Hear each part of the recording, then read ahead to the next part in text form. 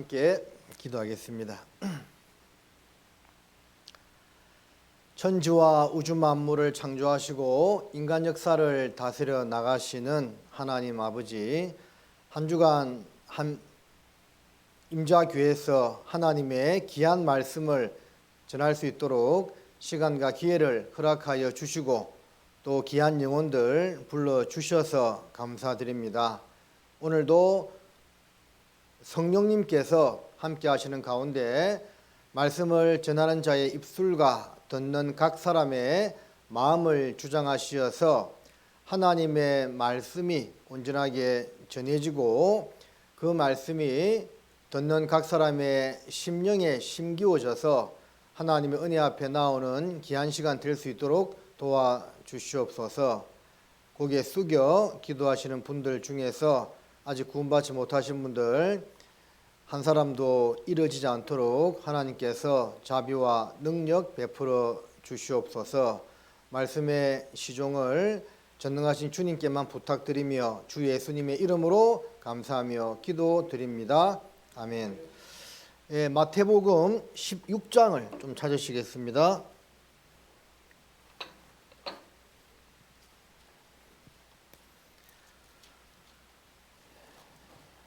마태복음 16장 26절 말씀 한 구절만, 마태복음 16장 26절 말씀 한 구절만 찾았으면 같이 읽겠습니다.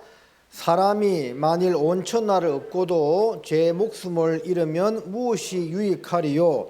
사람이 무엇을 주고 제 목숨을 바꾸겠느냐? 자, 예수님께서 하신 말씀인데, 사람이 온 천하를 얻고도 제 목숨을 잃으면 무엇이 유익하리요? 라고 말씀했습니다. 그래서 이 말씀에서 목숨을 영어 성경이나 원문을 보면 영혼이라 이렇게 되어 있습니다. 그래서 온 천하를 얻는다 하더라도 자기 목숨을 잃어버리면, 영혼을 잃어버리면 무슨 소용이 있냐 그 말입니다. 영혼을 잃어버린다는 것은 영혼 불멸이라고 말씀드렸죠. 영혼이 소멸되거나 사라지는 것이 아니고 하나님 앞에 이루어진다 그 말입니다. 그래서 그 영혼이 이루어진 사람들은 영원한 멸망으로 가는 거예요. 이 세상 천하 만물을 온갖 것을 다 얻는다 하더라도 자기 생명 잃어버리면 아무 소용이 없다는 말이 되는 거예요. 그래서 이 세상을 살다가 많은 사람들도 항상 그것에 대해서 궁금했습니다. 인생의 목적이 무엇인가?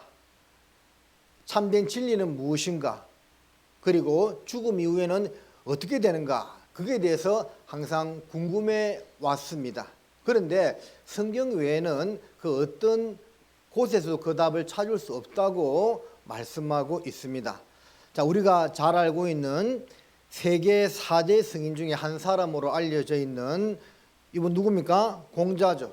자, 공자가 쓴 책이 노는데 이런 내용이 나와 있습니다. 공자의 제자들이 스승의 말과 일들을 정리해서 기록한 책이 노는데요.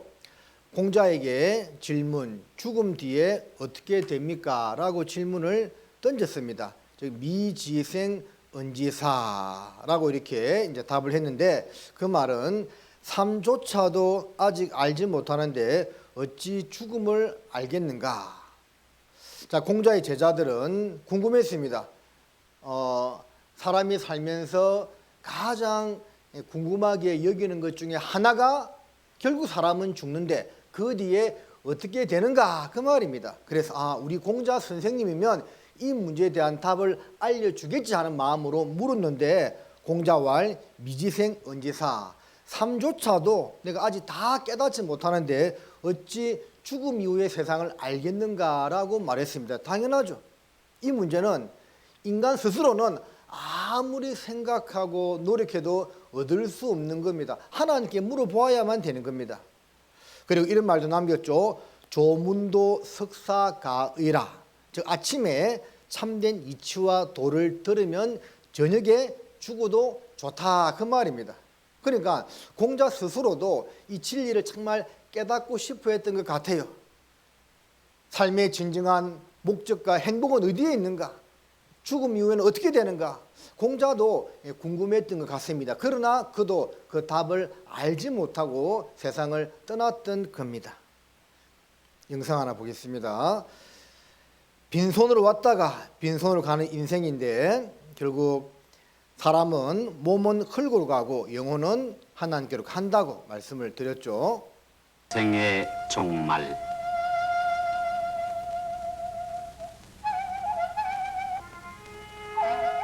초상집에서는 부녀자들이 모여 주군이가 마지막 입고 갈 수의와 상주들이 입을 상복을 만든다.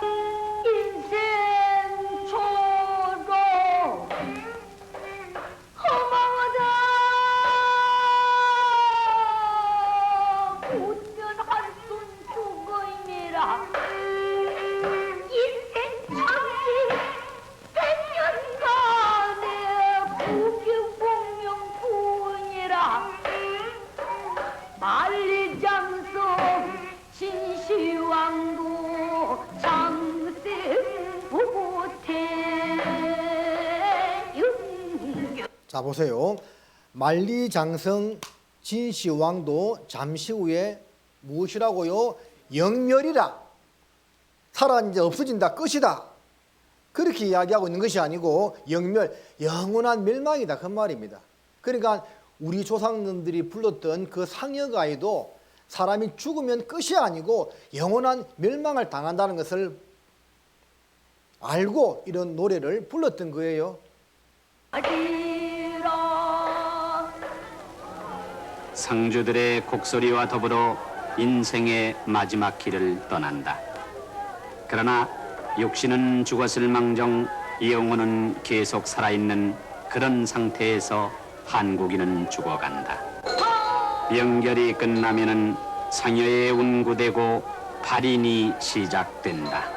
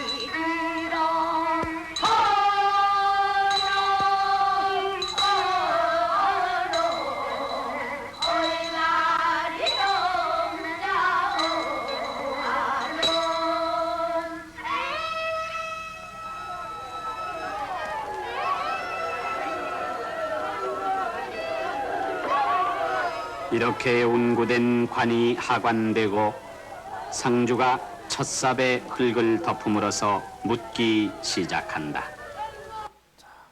요즘은 이런 모습 조금 보기 어렵습니다. 상해가 들어보니까 금방 뒷구질에도 뭐라고 이야기합니까? 영혼 멸사. 영혼이 멸함을 받는다. 그런 뜻이죠. 그래서 하나님을 잘 몰랐던 우리 조상들도 이런 상여가에 죽음이 끝이 아니고 영원한 세상이 있고 결국 진리를 발견하지 못하면 영원한 멸망으로 갈 수밖에 없다는 것을 이 노래 가사 속에서 엮고 불렀던 겁니다.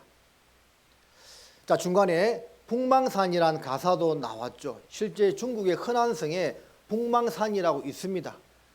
왕족이나 귀족들이 죽으면 그 북망산에다 묘를 많이 쓰는데 그것이 유래가 되어서 사람이 죽으면 북망산 간다고 이야기를 합니다. 우리가요, 그 동서남북을 표시할 때 이런 표시 많이 보셨죠? 사자를 그려놓고 북쪽이 어디예요? 위죠. 이렇게 N 해가지고 이렇게 표시를 합니다. 북쪽은 위쪽을 가리키는데 성경에 보면 하나님이 계신 상징적인 처소를 북쪽으로 가리키고 있습니다. 북극 보좌에 자정하신 분, 북방에서 찬란한 금빛도 나오고 또는 재앙도 나온다. 그런 표현들이 있거든요. 그래서 상징적으로 북쪽은 하나님이 계신 장소를 가리키는데 사람이 죽었을 때 북망산 간다라는 표현도 죽으면 하나님께로 간다 그 말입니다. 전도서 12장 7절에 흙은 여전히 땅으로 돌아가고 신은 거주신 하나님께로 돌아가기 전에 기억하라고 말씀을 하셨습니다. 죽음 앞에서는 다 안다고 했죠. 하나님 계신 것도 알고 영원한 세상이 있다는 것도 아는데 그때 아는 것은 너무 늦다는 겁니다. 이렇게 성경을 배울 수 있는 시간과 기회가 있을 때요, 잘 배우고 진리를 발견해야 한다는 겁니다. 왜 발견해야 되느냐? 죽음 끝이 아니고 영원한 세상이 있는데요, 그 영원한 세상을 성경에서는 천국과 지옥이라고 분명하게 말씀하고 있어요. 누가복음 12장도 잠깐 보시겠습니다. 누가복음 12장 4절과 5절 말씀입니다. 자, 찾았으면 이 말씀도 우리 같이 한번 읽어보겠습니다. 내가 내 친구 너희에게 말하노니 몸을 죽이고 그 후에는 능히 더 못하는 자들을 두려워하지 말라. 마땅히 두려워할 자를 내가 너희에게 보이리니 곧 죽인 후에 또한 지옥에 던져 였는 건세 있는 그를 두려워하라. 내가 참으로 너희에게 이르노니 그를 두려워하라. 자, 예수님께서 말씀하시기를 몸을 죽이고 그 후에는 능히 더 어찌할 수 없는 사람을 두려워하지 말고, 그러죠? 사람이 우리 생명을 앗아갈 수 있지만 그 이상 더 어떻게 할 수 없습니다. 그러나 하나님은 생명을 거둬갈 뿐만 아니라 몸과 영혼을 지옥에 던져 있는 자라고 말씀하고 있습니다. 마땅히 두려워할 자를 내가 너희에게 보이리니 죽인 후에 또한 지옥에 던져 있는 건세 있는 그를 두려워하라.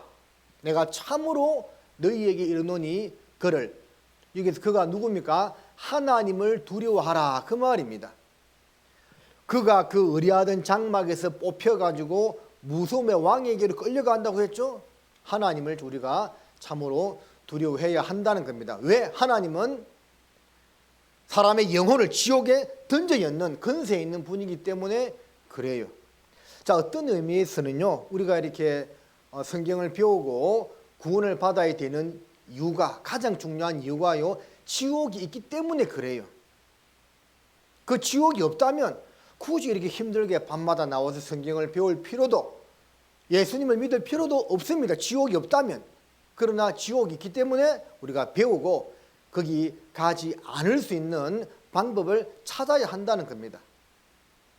자, 먼저는 성경을 배우는 가운데 창조주의자 유일신이신 하나님을 먼저 믿어야 된다고 말씀을 드렸습니다. 그래서 지난 사흘간 성경을 통해서 하나님이 창조하신 자연 만물에 대해서 생각해 보았고, 그리고 지나간 역사 뭐 배웠죠? 우리 돌아서면 다 까먹어요. 에덴 동산, 노아 홍수, 또 하나님이 당신을 정거하기 위해 택한 한 민족이 있다고 했는데 어느 민족이라고 했죠?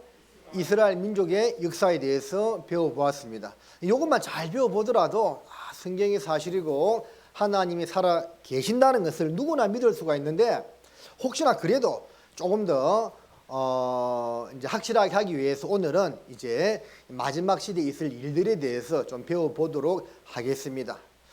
하나님과 이스라엘 백성들 간에 언약을 맺었다고 했죠. 순종하면 복을 받고 불순종하면 저주 받는다는 그 약속을 상호 간에 체결했다고 했습니다. 일방적으로 한 약속이 아니고 서로 간에 체결한 약속이라고 했습니다. 그래서 순종했을 때는 복을 받았지만 그 순종해서 복 받는 기간은 정말 얼마 되지 않았고, 긴 시간 동안 불순종하며 고난받는 세월을 보내다가 로마 시대에 예수님까지 왔는데 그 예수님마저 배척했다고 말씀을 드렸습니다. 그 일로 말미암아 유대인들은 전 세계에 흩어져서 가는 곳마다 온갖 저주와 핍박과 환난과 고난을 당했는데, 하나님이 그들로 인하여 이방인 가운데 세상 가운데 더럽혀진 당신의 이름을 다시 회복하고 거룩하게 하기 위해서 이스라엘을 마지막 때가 되면 돌아오게 하신다고 말씀을 드렸습니다. 이제 그까지 배웠죠. 돌아왔고 전 세계에서 돌아왔는데 계속 이제 돌아오고 있습니다. 1800만 명 가운데 지금 현재 대략 1000만 명 가까이 돌아왔는데요. 돌아오는 중에 오늘 배우겠지만 예수님께서 공중재림을 하십니다. 그리고 이제 예수님 공중재림을 하면 구원받은 성도들만 올라갑니다. 자, 교회를 다니는 사람이 아니고요. 교회를 다닐 뿐만 아니라 확실하게 거듭난 사람, 예수님께서 말씀하시기를 내가 진실로 진실로 너희에게 이르노니 사람이 거듭나지 아니하면 하나님 나라를 볼 수 없다고 했거든요. 정말 거듭나야 됩니다. 여러분, 거듭난 적 정말 있습니까? 어떤 사람은 교회를 다니면 거듭난 줄로 아는데 그게 아닙니다. 정말 거듭난 경험이 있어야 됩니다. 또 요한 1서 말씀에서는 하나님의 아들을 믿는 자에게는 그 안에 증거가 있다고 했거든요. 그 증거가 뭐냐는 거예요. 확실한 그 증거를 가지고 거듭난 사람, 중생의 체험을 한 사람만이 예수님 공중재림했을 때 들림을 받는 거예요. 그리고 이제 7년 환란이란 기간으로 들어가게 되는데 그 7년 환란을 반으로 나누면 전 3년 반과 후 3년 반이 되는데요. 그 전 3년 반 기간 동안에 에스겔 39장 28절에 있는 말씀처럼 유대인들이요 한 사람도 남지 않고 다 이스라엘 땅으로 돌아오게 되는 겁니다. 우리는 이제 돌아오는 모습을 보다가 이제 예수님 모시면 거듭난 사람은 가게 되는 겁니다. 그리고 전 세계 흩어져서 그 기간 동안에 땅은 이제 항무지와 사막같이 되었는데 그 땅도 기경, 옥토, 에덴 동산같이 되었고 또 하나님이 또 보너스로 바다의 풍부와 열방의 재물도 주겠다고 했는데 그 말씀대로 다 성취되어서 이제는 천하 만국에서 명성과 칭찬을 얻는 위대한 민족이 되었다는 것을 배웠습니다. 이게 마태복음 24장 32절에 있는 말씀인데 우리 같이 한번 읽어볼까요? 무화과 나무의 비유를 배우라. 그 가지가 연하여지고 잎사귀를 내면 여름이 가까운 줄을 아나니 이와 같이 너희도 이 모든 일을 보거든 인자가 가까이 곧 문 앞에 이룬 줄 알라. 우리나라를 대표하는 나무는 소나무고, 자, 꽃이 무궁화 꽃이에요. 그런 것처럼 이스라엘을 상징하는 나무는 세 가지가 있는데 무화과 나무, 감람나무, 포도나무입니다.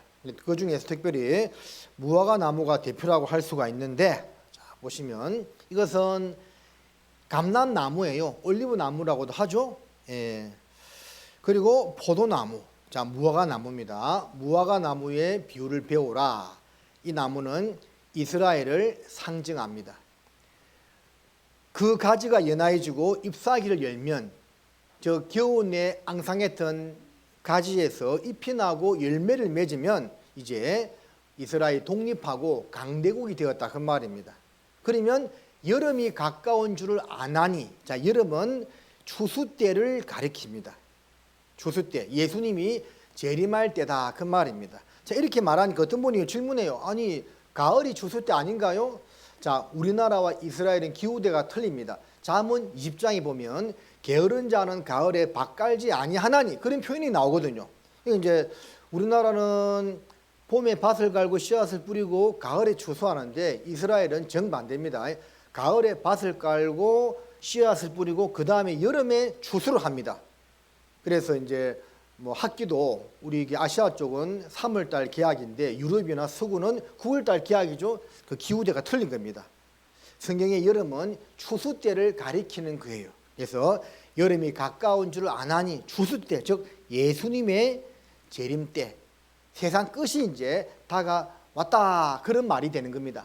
고로 이스라엘이 회복된 모습을 보면 예수님께서 이 세상에 다시 오실 때가 얼마 남지 않았다는 것을 알 수가 있습니다. 마태복음 24장 36절에 보면 이 세대가 지나기 전에 그 일이 다 이룬다 했거든요. 그러니까 1948년도 5월 14일 날 이스라엘이 독립했는데 그 독립을 본 세대가 끝나기 전에 세상 역사가 종말이 온다 그런 뜻이거든요. 그러니까 이제 지금 한 75년이 지났죠. 이제 80년째로 다가가고 있는데 그날과 그때는 하늘의 천사들도 아들도 모르고 오직 아버지만 아신다는 말씀처럼 하나님만 이 재림의 때를 정확하게 알지만, 그러나 여러 가지 징조들을 보았을 때 얼마 남지 않았다는 것은 확실하게 알 수가 있습니다. 자, 이 강당에도 임신한 어머니가 있죠. 임신한 새댁이 있습니다. 그런 것처럼 이제 임신 예정일이 정해집니다. 그렇죠? 근데 임신 예정일보다 빨리 나오는 경우도 있고 좀 늦게 나오는 경우도 있죠. 대충 그렇다는 것이지 정확하게는 알 수 없습니다. 그런 것처럼 이러한 일들을 보거든 인자가 가까이 곧 문 앞에 이런 줄 알라. 예수님 재림하실 때 세상 끝날이 이제 얼마 남지 않았다라는 겁니다. 물론 정확한 시점은 하나님만 아십니다. 자, 그래서 이 마지막 시대 징조가 있는데 제자들이 물었습니다. 예수께서 감람산 위에 앉으셨을 때에 제자들이 종용이 와서 가로되 우리에게 이르소서 어느 때에 이런 일이 있겠사오며 또 주의 임하심과 세상 끝에는 무슨 징조가 있사오리까? 여러분, 징조란 무엇이냐면 실제 사건이 일어나기 전에 나타나는 현상입니다. 그러니까 징조가 나타나고 그 본 사건은요, 뭐 1년 뒤에 10년 뒤에 오는 게 아니고 곧 온다 그 말입니다. 제가 이제 오늘 보니까 이 말씀 시작한 지가 한 20분 지났는데 눈이 벌써 개심칠한 분이 계세요. 그럼 어떤 징조입니까? 잠을 징조. 네? 자, 그런 것처럼 징조라는 것은 실제 사건이 일어나기 전에 곧바로 나타나는 현상이다 그 말입니다. 징조가 일어났으면 그 사건은 머지않은 시점에 온다라는 겁니다. 제자들이요, 주여 세상 끝이 있는데 그 세상 끝에는 무슨 징조가 있사오리까라고 예수님께 여쭈었던 겁니다. 전도서 3장에 천하 범사가 기한이 있다고 했죠. 날 때가 있고 죽을 때가 있고 심을 때가 있고 심은 것을 뽑을 때가 있듯이 모든 것은 때가 있는 겁니다. 세상 역사도요, 끝없이 계속 가는 것이 아니고 이제 끝날이 있는데 저와 여러분이 살아가고 이 시대는 그 세상의 마지막 종착을 향해서 나아가고 있는 겁니다. 예수님께 물었을 때 몇 가지 답해 주셨습니다. 첫 번째는 종교적으로 거짓 그리스도가 등장한다고 했습니다. 예수께서 대답하여 가라사대 너희가 사람의 미혹을 받지 않도록 주의하라. 많은 사람이 내 이름으로 와서 이르되 나는 그리스도라 하여 많은 사람을 미혹하게 하리라. 즉 이 마지막 시대에 가짜 예수, 가짜 하나님이 나타나서 많은 사람들을 미혹한다 그 말입니다. 그래서 이 자료들을 좀 보면 2013년 자료예요. 한국에 하나님 20명, 재림 예수가 몇 명요? 50명 있다고 되어 있습니다. 문제는 이들을 추종하는 자들이 많다라는 겁니다. 예수님 말씀에 거짓 그리스도가 나타나서 많은 사람을 미혹하게 할 거라고 했죠. 그대로 되고 있는 겁니다. 자, 이런 분들입니다. 어디서 한번 보신 적 있으세요? 예. 자, 이게는 이제 읽지는 않겠습니다. 또 혹시나 이 중에 있을까 봐요. 자, 이 교회인데 보세요. 얼마나 많습니까? 이 대략 봐도 이게 제가 볼 때는 한 몇십만 명 돼 보입니다. 여기서는 교주가 죽었고 자기 부인을 이제 지칭하면서 어머니 하나님으로 섬기라고 했는데 그 여자를 어머니 하나님으로 섬기는데 이 말 안 되는 교리를 가리키는데요. 우리나라 신자가요, 이 수십만 명이 됩니다. 많은 사람을 미혹해 한다는 문자, 말씀 그대로 이루어졌죠. 또 이것도 혹시 이 중에 있을까 봐 없을 것 같은데 자, 여기입니다. 이게 강주의 전남대 근처에 이 베드로 지성전이라 이쪽 교파에 큰 그 교회당이 있거든요. 근데 제가 이런 소식을 들었습니다. 그 전남대생에 한 500명 가까이가 여기를 다닌대요. 그 소리 듣고 좀 놀랐습니다. 여러분, 전남대 가기 쉽지 않습니다. 고등학교 때 반에서요, 최소한 2등급 해야 전남대 가요. 근데 그 똑똑한 애들이 여기 빠져서 있잖아요.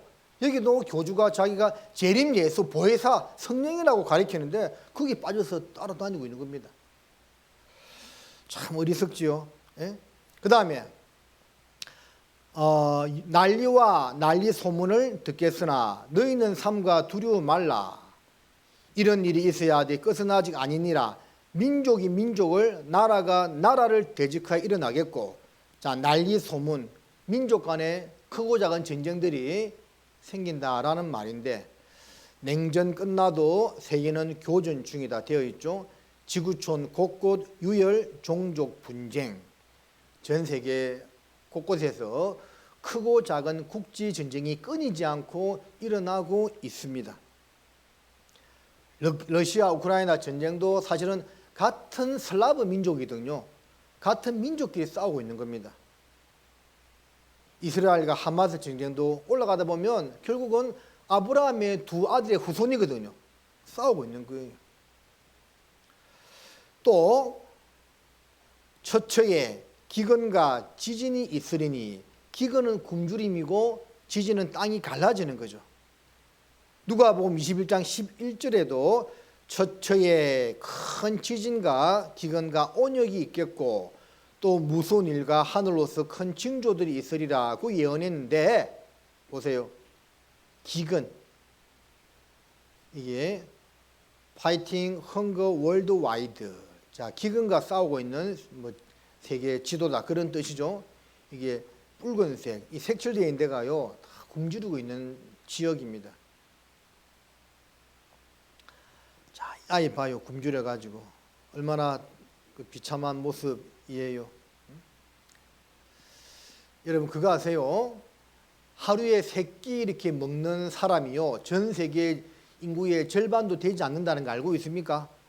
하루에 3끼 이상 먹는 사람들이 절반도 안 된다니까요. 나머지 사람들은 하루에 3끼를 못 먹습니다.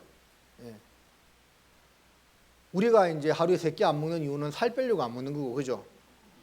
근데 이 사람들은 먹을 것이 없어가지고 이렇다는 거예요. 그리고 지진, 링 오브 파이어, 불의 골이라는 뜻이죠. 자, 이제 지도를 가만히 보면 여기 이제 이거를 이제 불의 골이라 부르는데, 제가 학창 시절에 여기를 뭐라고 배웠냐면 여기를 한태평양 조산대라고 불렀습니다. 그래서 가만히 보면 우리나라는 이 한태평양 조산대에서 벗어나기 때문에 지진 안전지대라고 이렇게 배웠거든요. 그런데 지금은 아닙니다. 우리나라도 지진의 위협에서 벗어날 수가 없어요.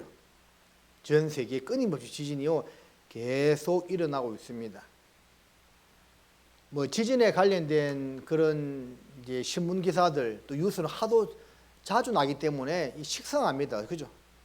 이게 마치 우리가 당해봐야 느껴지는데 그냥 먼 나라 불구경하듯이, 그죠? 강 건너 불구경하듯이 그런 마음이 들긴 해요. 근데 지진이요 계속 일어나고 심상치 않습니다. 우리나라도 2016년도 9월 달에 경주에서 큰 지진이 났죠. 제가 그때 담양에 있을 때인데요. 이 지진이 느껴졌다니까요. 모임하는데 흔들리더라고요. 그 지진이더라고. 그 먼 데서 이게 느껴지더라니까요. 5.8 지진 났습니다. 그리고 그 다음에 포항 지진도 났죠.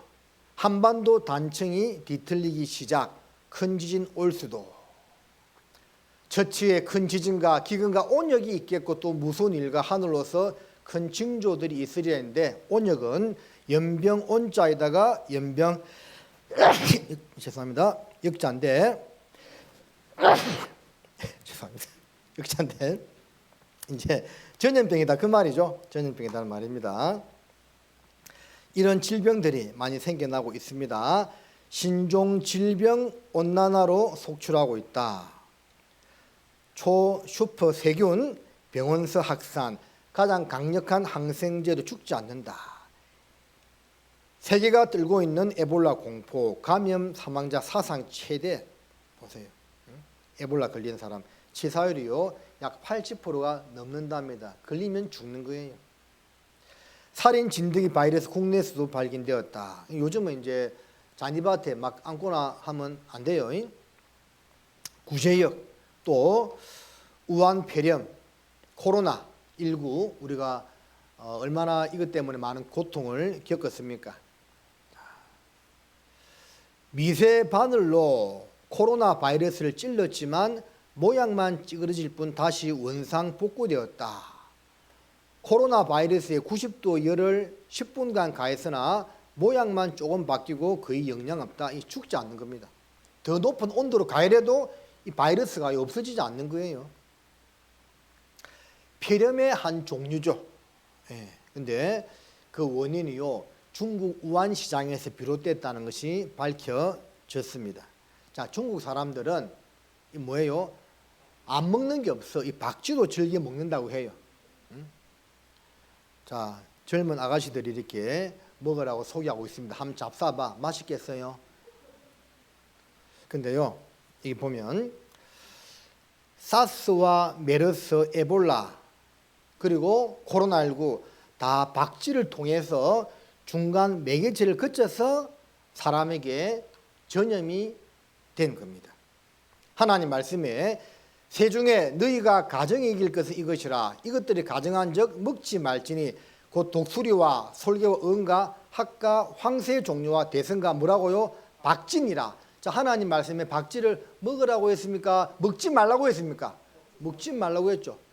그러니까 시편에 보면 이 세상에, 인간 세상에 재앙과 고통이 오게 된 것은 하나님 말씀을 멸시함이라. 하나님 말씀을 어겼기 때문에 그러한 재앙이 오게 되었다고 말씀하고 있거든요. 하나님이 먹지 말라고 하는 것, 박쥐 말고도 먹을 것이 얼마나 많습니까? 근데 그걸 어기고 굳이 이렇게 하다 보니까 이런 끔찍한 재앙을 초래하게 된 것입니다. 하나님 말씀대로 됩니다. 그래서 우리가 이런 시절을 보냈죠. 그때 나온 유행어가 이거죠. 누구인가, 누가 마스크를 안 꼈어, 이런 것도 나오고, 또 좀 재밌는 영상이 있는데 한번 보겠습니다.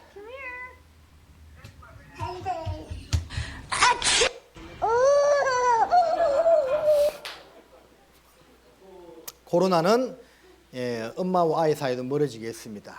자, 그리고 원숭이 두창 같은 것도 있고, 그죠? 끔찍하죠. 자, 히브리서 1장에 보면 또 주여 태초에 주께서 땅에 기초를 두셨으며 하늘도 주의 손으로 지으신 바라. 그것들은 멸망할 것이나 오직 주는 영존할 것이요 그것들은 다 옷과 같이 낡아지리니라고 말씀하고 있습니다. 그래서 1900년 전에 기록된 히브리서 말씀에 우리가 살고 있는 이 하늘과 땅이 이렇게 옷과 같이 낡아지고 의복처럼 갈아입을 거라고 말씀하고 있는데 우리가 경험하고 있지 않습니까? 특히 지구온난화는 심각한 문제가 되고 있습니다. 열받은 지구, 산악빙하 녹아내려 대홍수, 시뻘겋게 끓었다 나사가 공개한 붉은 지구 충격 영상.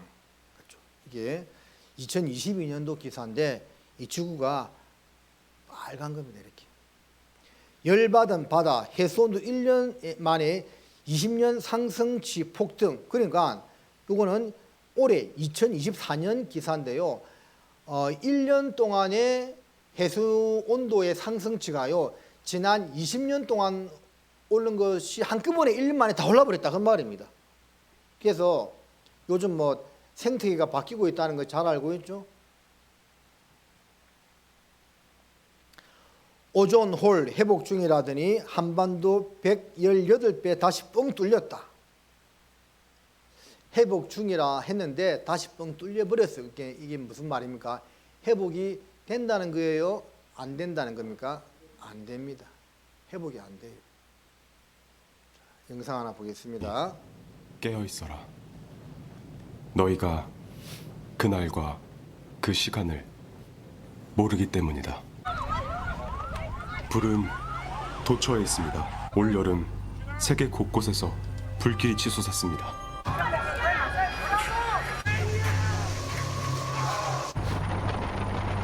올해 유럽에서 산불은 평년 대비 8배나 증가했습니다. 미국 서부 상황은 특히 심각합니다. 올해 7월 말까지 캘리포니아에서만 무려 5,500여 건의 산불이 일어났습니다. 산불 발생 빈도와 규모는 해마다 최악을 거듭하고 있습니다. 산불은 거대한 이산화탄소 덩어리입니다.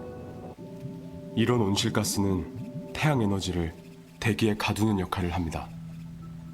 즉, 산불이 나면 날수록 지구는 더 뜨거워지는 거죠. 지구가 더워지면 땅은 점점 가물어지고 다시 가뭄은 산불을 부릅니다. 온실가스가 늘면서 지금 대기엔 너무 많은 에너지가 갇혀 있습니다. 원자폭탄 수십억 개의 위력이죠.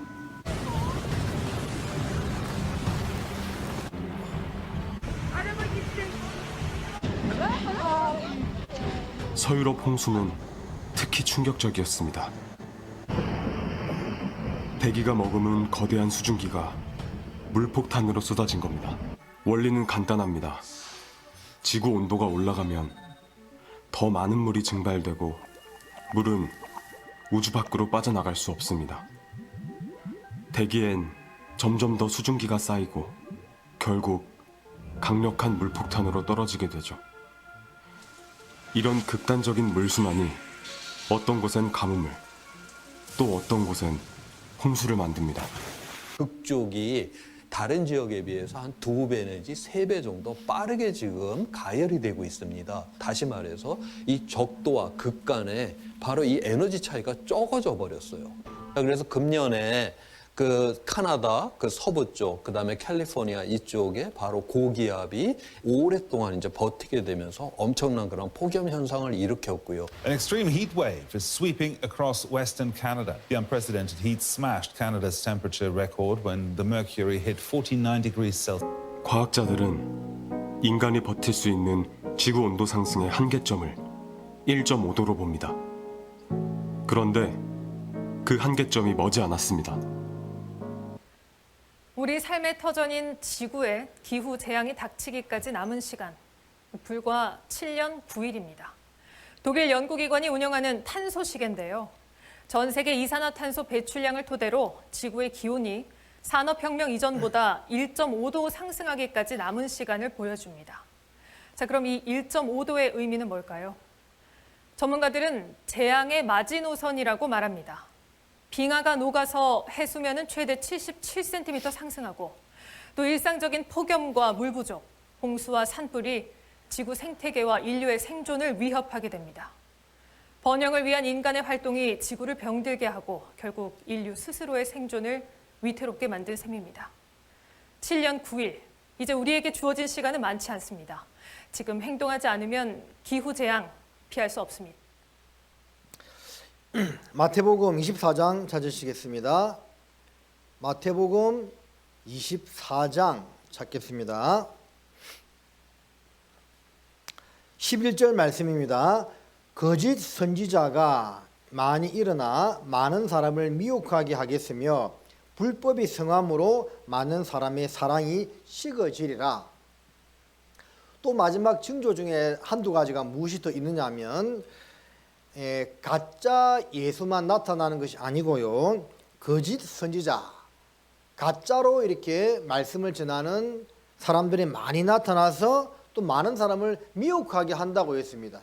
그러니까 우리 시대에 기독교 전성 시대라고 하고 교회당이 얼마나 많은지 몰라요. 교회를 다니는 분들도 얼마나 많은지 모릅니다. 그런데 만나서 이렇게 이야기를 하다 보면 성경에서 말씀하고 있는 것처럼 정확히 거듭난 사람들 만나기가 정말 힘듭니다. 제가 만나본 바에 의하면 교회를 다니는 분들 중에서 상당수는요, 하나님 계신 것도 정확히 믿고 있지 않아요. 어떨 때는 계신 것 같다가 어떨 때는 없는 것 같다가 그렇게 생각하면서 교회를 다니는 분들도 의외로 많더라니까요. 또 어떤 분들은 하나님 계신 것을 확실하게 믿는데 거듭난 경험이 없어. 구원받은 경험이 없어요. 막연하게 교회를 그냥 다니고 있는 분들도 얼마나 많은지 모릅니다. 예레미야 8장 20절에 보면 그들의 말하는 바가 이 말씀에 맞지 아니하면 정령이 아침빛을 보지 못한다라고 이야기하고 있거든요.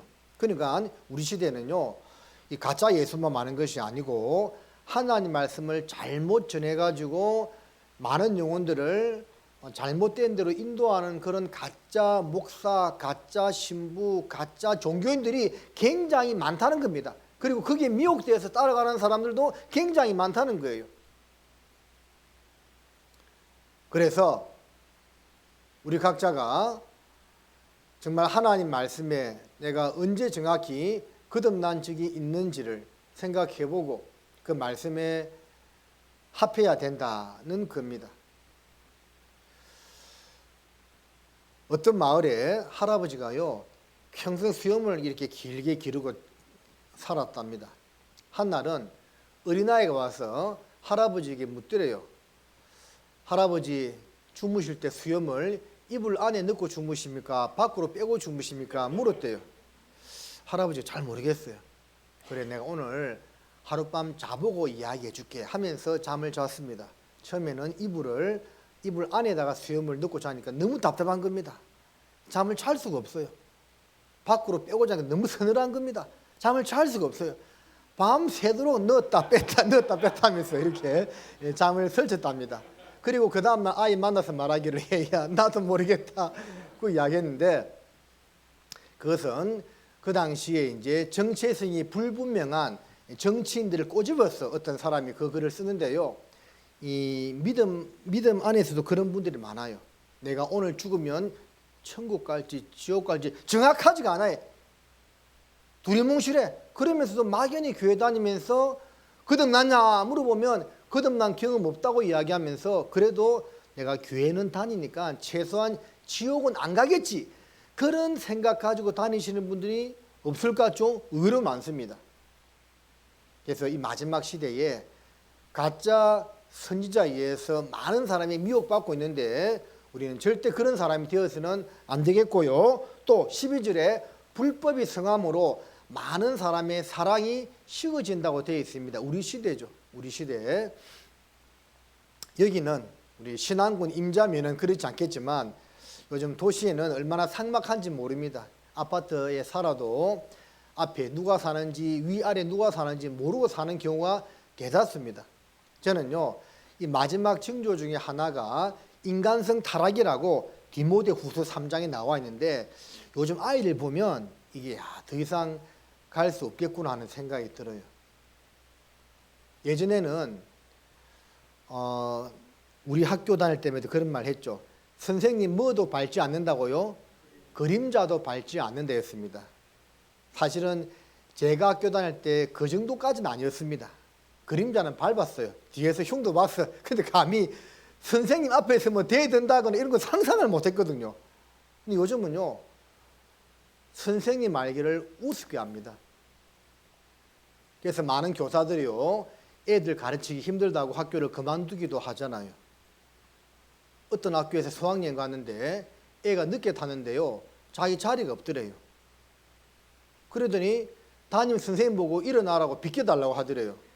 왜 그러냐 하니까 선생님이 수학여행비 안 냈잖아요 하면서 비켜달라 하더래요. 얼마나 황당합니까? 요즘 그런 시대라니까요. 그래서 요즘 특히 학생들의 그런 세태들을 보면 저런 애들이 나중에 커서 어떻게 됐고 생각해 보면 이 사회가요, 더 이상 갈래야 갈 수 없다는 그런 생각이 듭니다. 자, 그 옆에 37절 보겠습니다. 24장 37절에 노아의 때와 같이 인자의 맘도 그러하리라. 홍수 전에 노아가 방주에 들어가던 날까지 사람들이 먹고 마시고 장가들고 시집가고 있으면서 홍수가 나서 저희를 다 멸하기까지 깨닫지 못하였으니 인자의 맘도 이와 같으리라. 홍수 전에 사람들이 먹고 마시고 시집가고 장가가고 있으면서 홍수가 나서 저희를 멸하기까지 깨닫지 못했는데 인자의 맘, 예수님 재림할 때도 그와 같다 그 말입니다. 근데 여러분, 먹고 마시고 시집가고 장가가는 것이 뭐 큰 죄입니까? 아니잖아요. 근데 이걸 왜 기록하고 있느냐 하면 하나님을 찾지 않았다라는 겁니다. 자, 내일 제 말씀할 때 배우겠지만요. 우리는 죄라고 하면 꼭 뭐 도둑질하고 뭐 싸우고 뭐 죽이고 뭐 그런 것만 죄라고 생각하는데 진짜 큰 죄는 뭐냐면요. 하나님을 찾지 않는 죄입니다.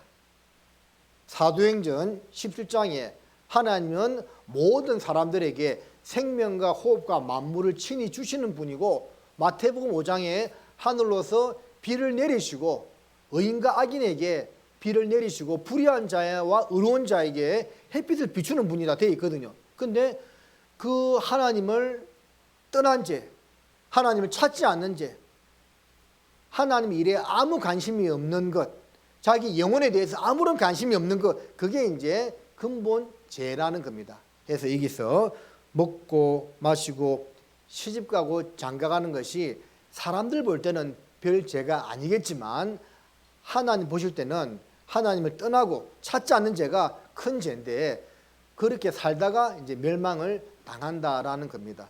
노아의 시대 때도 그랬고 우리 시대 사람들도 그런 겁니다. 특히 이제 가면 갈수록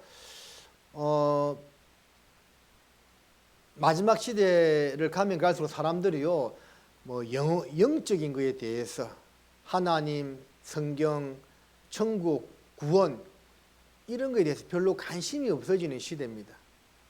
오로지 눈에 보이는 이 세상 가운데서 어떻게 하면 잘 먹고 잘 살까, 좀 편안하게 잘 지낼까, 자 그런 것에만 온통 관심이 있고 영원한 문제, 내적인 문제에 대해서는 별로 관심이 없는 그런 시대라고 할 수가 있겠습니다. 그러나 여기 모여있는 분들은 그런 분들이 아니기 때문에 말씀 앞에 나온 것이겠죠.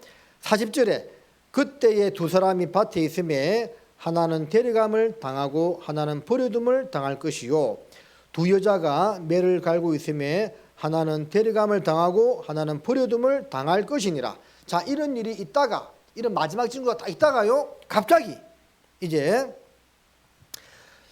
두 사람이 밭에 있는데 하나는 데려감을 당하고 하나는 버려둠을 당하는, 두 사람이 잠을 자는데 또 매를 가는데 일을 하다가 한 사람은 가고 한 사람은 남는 그런 일이 있을 거라고 성경에 예언하고 있습니다.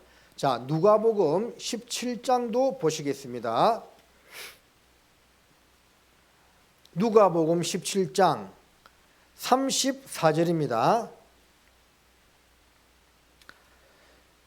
내가 너희에게 이르노니 그 밤에 두 남자가 한 자리에 누워 있음에 하나는 데려감을 당하고 하나는 버려둠을 당할 것이요 두 여자가 함께 매를 갈고 있음에 하나는 데려감을 당하고 하나는 버려둠을 당할 것이니라. 자, 같은 표현인데 조금 다른 상황이죠. 마태복음에서는 일을 하다가 여기서는 이제 자다가 한 사람은 데려감을 당하고 한 사람은 버려둠을 당할 거라고 말씀하고 있습니다. 이게 바로 공중 들림 사건입니다.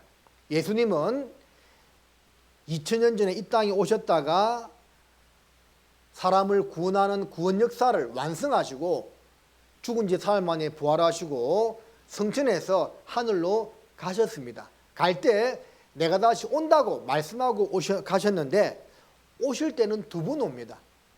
공중 재림을 한 번 하고 그 다음에 7년 지난 다음에 지상 재림을 하는데 그 공중 재림할 때는 거듭난 사람을 데리고 가기 위해서 오시는 겁니다. 그리고 예수님께서 공중 재림하기 전에 있을 징조는 우리 시대에 다 이루어졌습니다. 오늘 밤에 온다 하더라도 성경적으로 문제될 것은 하나도 없습니다.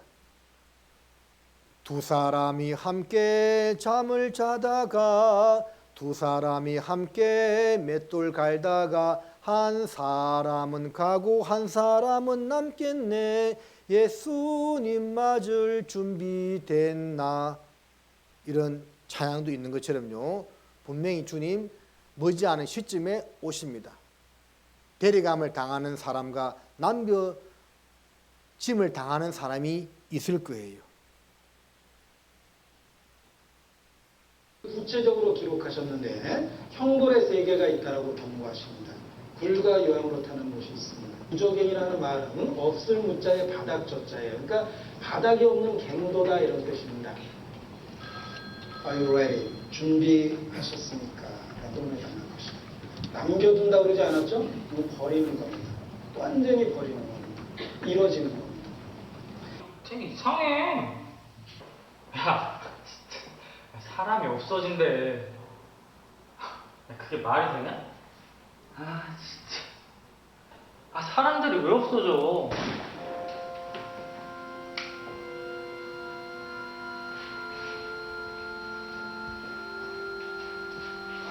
뭐야? 지옥 뭐야? 여보! 뭐야 이거! 뭐야 이거 진짜! 여경아, 어떡해. 안 돼! 안 돼! 안 돼! 안 돼! 안 돼!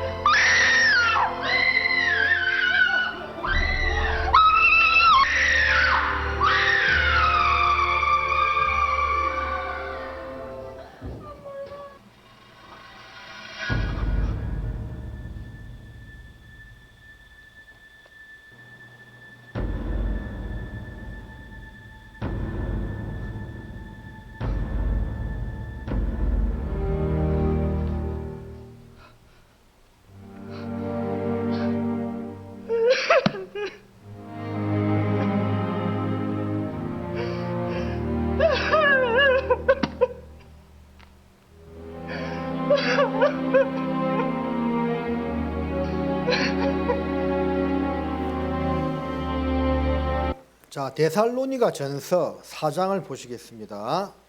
데살로니가 전서 4장 16절 17절입니다. 신약성경 332쪽 정도 되겠습니다. 주께서 호령과 천사장의 소리와 하나님의 나팔로 친히 하늘로 쫓아 강림하시리니 그리스도 안에서 죽은 자들이 먼저 일어나고 그 후에 우리 살아남은 자도 저희와 함께 구름 속으로 끌어올려 공중에서 주를 영접하게 하시리니 그리하여 우리가 항상 주와 함께 있으리라. 주님께서 호령과 천사장의 소리와 하나님의 나팔로 친히 하늘로 쫓아 강림하신다고 되어 있죠. 이게 공중재림, 다른 말로 휴거라고 이야기합니다. 죽은 자들이 먼저 일어난다는 그 말은 구원받고 돌아가신 분들이 먼저 부활하고 그 이후에 살아남아있는 우리도 부활해서 공중에서 주님을 영접하게 하신다는 말씀입니다. 이런 말씀이 성경 여러 군데 나와 있습니다. 여러분 보세요. 탈피 생물들이 있죠. 허물을 벗는 겁니다. 부활이 있다는 것을 알려주는 거죠. 이렇게 징그러운 애벌레가 아름다운 호랑 나비가 됩니다. 누가 이것을 상상하겠습니까? 하나님께서 자연계의 법칙을 통해서 썩지 않고 죽지 않는 영원한 것으로 탈바꿈하는 그런 부활이 있다는 것을 알려주고 있는 겁니다. 그게 바로 예수님 재림하실 때 이루어질 사건입니다. 그리고 이제 이 들림 받는 사람은 정말 영광 가운데 주님을 만나서 이제 영생 복락을 누리게 되는데요. 들림 받지 못하는 사람들, 남겨지는 자, 버려지는 자, 영어로 left behind, 그분들은 이제 이 땅에서 7년 한란이라는 끔찍한 기간을 겪게 되다가 영원한 지옥으로 들어가게 되는 겁니다. 자, 구약 성경 아모스를 찾겠습니다. 다니엘, 호세아, 요엘, 아모스입니다. 아모스 8장 11절입니다. 구약 성경 1283쪽 정도 되겠습니다. 구약 성경 1283쪽 정도 되겠습니다. 아모스 8장 11절입니다. 주 여호와께서 가라사대 보라 날이 이를지라 내가 기근을 땅에 보내리니 양식이 없어 주림이 아니며 물이 없어 가람이 아니요 여호와의 말씀을 듣지 못한 기갈이라. 사람이 이 바다에서 저 바다까지 북에서 동까지 비틀거리며 여호와의 말씀을 구하려고 달려 왕래하되 얻지 못하리니 그날에 아름다운 처녀와 젊은 남자가 다 갈아여 피곤하리라. 하나님께서 기근을 이 땅에 보내는데 여러분 기근이 뭐죠? 굶주리는 것이 기근이죠. 예? 근데 우리 시대는 젊은 세대는 이 기근이 뭔지를 경험해 본 적이 거의 없을 것 같습니다. 저도 경험해 보지 못한 세대거든요. 근데 우리 윗세대 분들은 과거에도 보릿고개를 겪으면서 이 기근이 뭔지를 경험했을 겁니다. 육신의 기근 정말 비참하죠. 지금도 전 세계 곳곳에서 그런 기근을 겪고 있다고 했습니다. 근데 이기에서 말씀에서는 육신의 양식이 없는 그런 기근, 기갈이 아니라 영적인 기근의 시대가 온다 그 말입니다. 즉 하나님 말씀, 영혼의 말씀을 듣지 못하고 구원받지 못하는 그런 시대가 온다는 겁니다. 구원이라는 것을 이제 구원을 받으면 이제 다른 말로 여러 가지 표현하는데 성령 받는다 그렇게도 표현을 합니다.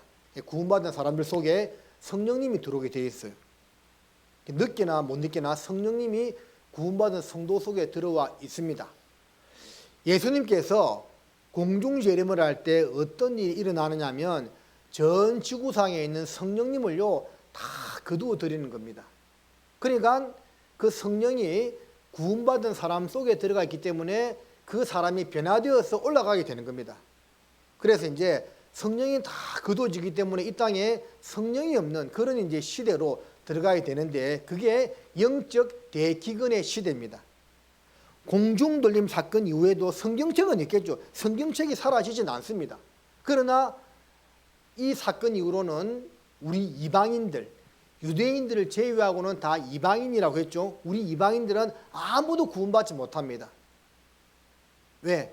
성령님께서 역사하지 않기 때문에 아무도 구원받을 수가 없는 겁니다. 그제서야 이제 정신 차리고 아이쿠 큰일 났구나. 그때 임자교회당에서 말씀할 때 잘 들을 걸. 그때 막 땅을 치고 후회하면서 이 산으로 저 산으로 이 바다로 저 바다로 돈가스로 하나님 말씀을 구하려고 뛰어다니되 얻지 못한다. 젊은 남자가 다 갈아야 피곤하다고 되어 있죠. 결국 구원받지 못하는 그런 끔찍한 재앙의 시대가 온다라는 겁니다. 이 가운데 아직 구원받지 못하신 분들은 이 말씀을 명심해야 됩니다. 하나님 말씀은 반드시 이루어집니다. 아버지의 말씀은 진리다고 했죠. 사실입니다. 그래서 이런 일을 겪지 않고 다 구원받고 주님을 영광 가운데 영접할 수 있어야만 하겠습니다. 자, 오늘도 5분만 쉬겠습니다.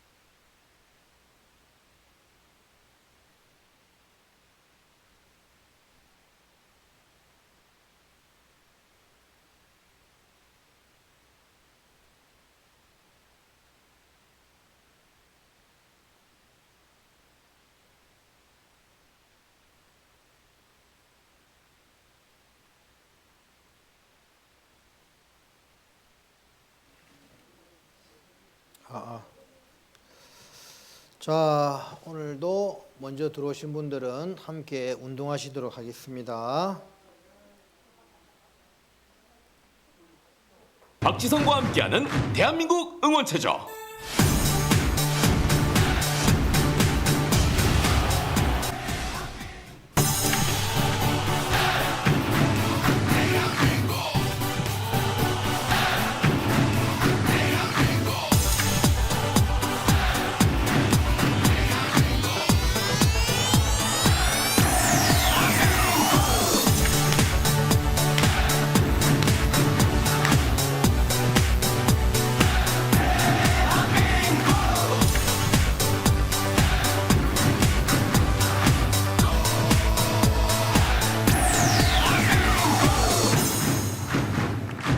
한 번 더. 하나, 둘, 셋, 넷, 다섯, 여섯, 일곱, 여덟. 하나, 둘, 셋, 넷, 다섯, 여섯, 일곱, 여덟. 하나, 둘, 셋, 넷, 다섯, 여섯, 일곱, 여덟. 하나, 둘, 셋, 넷, 다섯, 여섯, 일곱, 여덟. 자, 시작해 볼까요?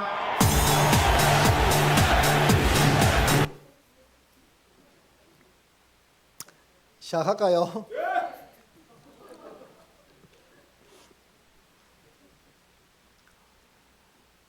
네, 시작하겠습니다. 예레미야 29장 찾으시겠습니다.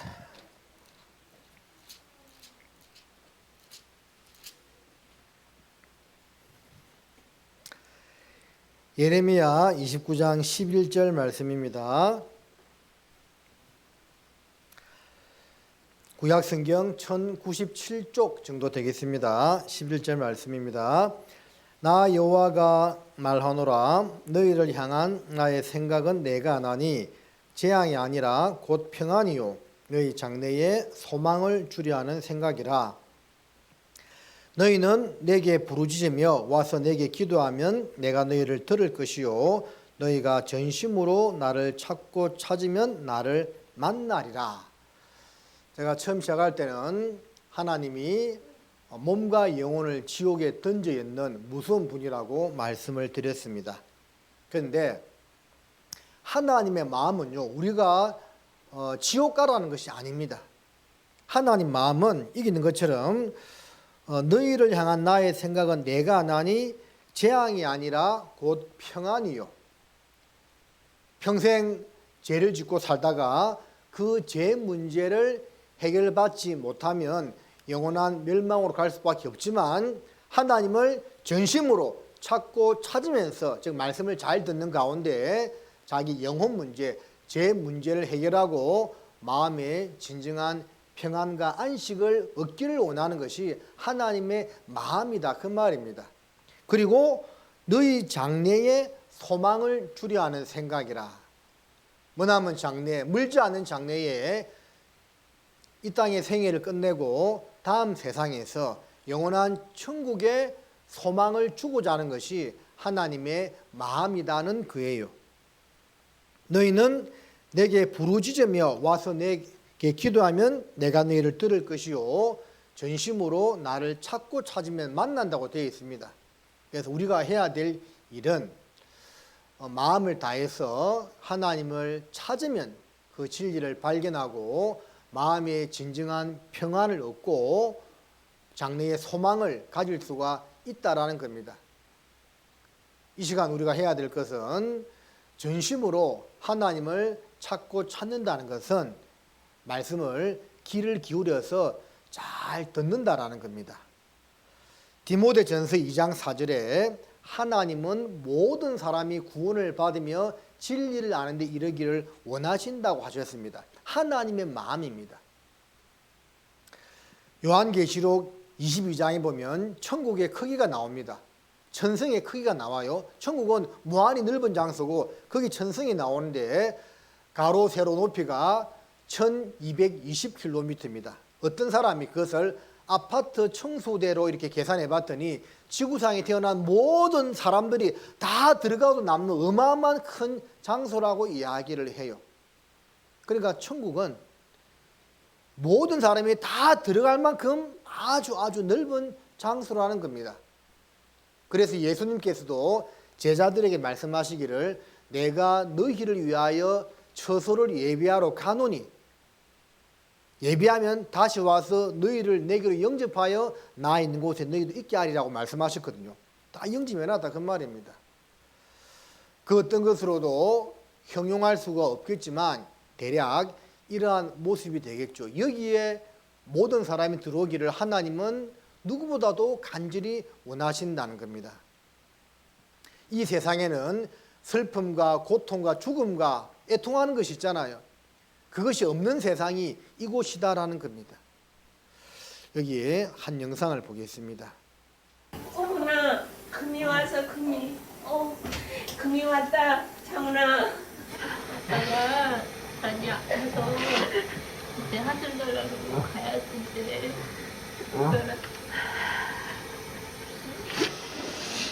먼저 가 있으면 내가 금이들을 잘 키우고 자기 있는 대로 갈게. 걱정하지 말고 무서워하지도 말고 알겠지? 아빠 사랑해요. 큰 소리로 얘기해줘. 아빠 잘리게. 아빠 사랑해. 아빠 이제 뽀뽀해줘. 이제 아빠 뽀뽀하고 싶은데 뽀뽀 못해. 그래도 아빠. 자기야 사랑해. 사랑해. 이차훈님 사망선언하겠습니다. 9월 14일 6시 33분 사망하셨습니다. 네? 따뜻한데 여기? 따뜻해. 뜨거워요.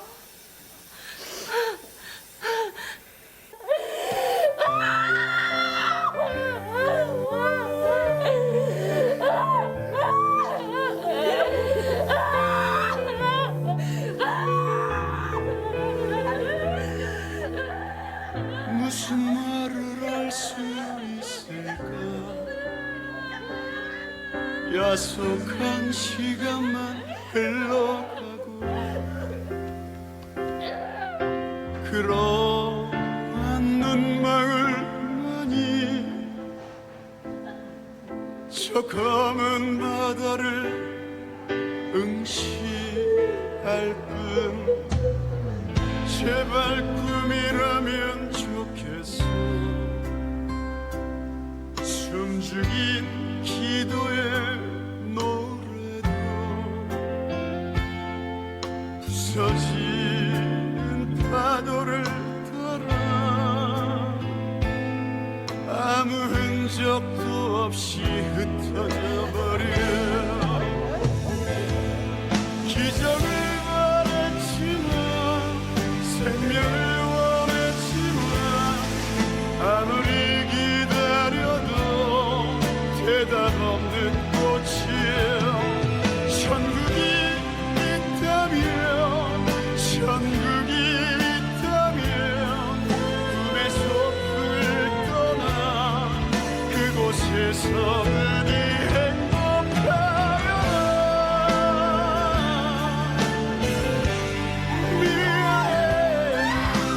소풍을 떠나 부디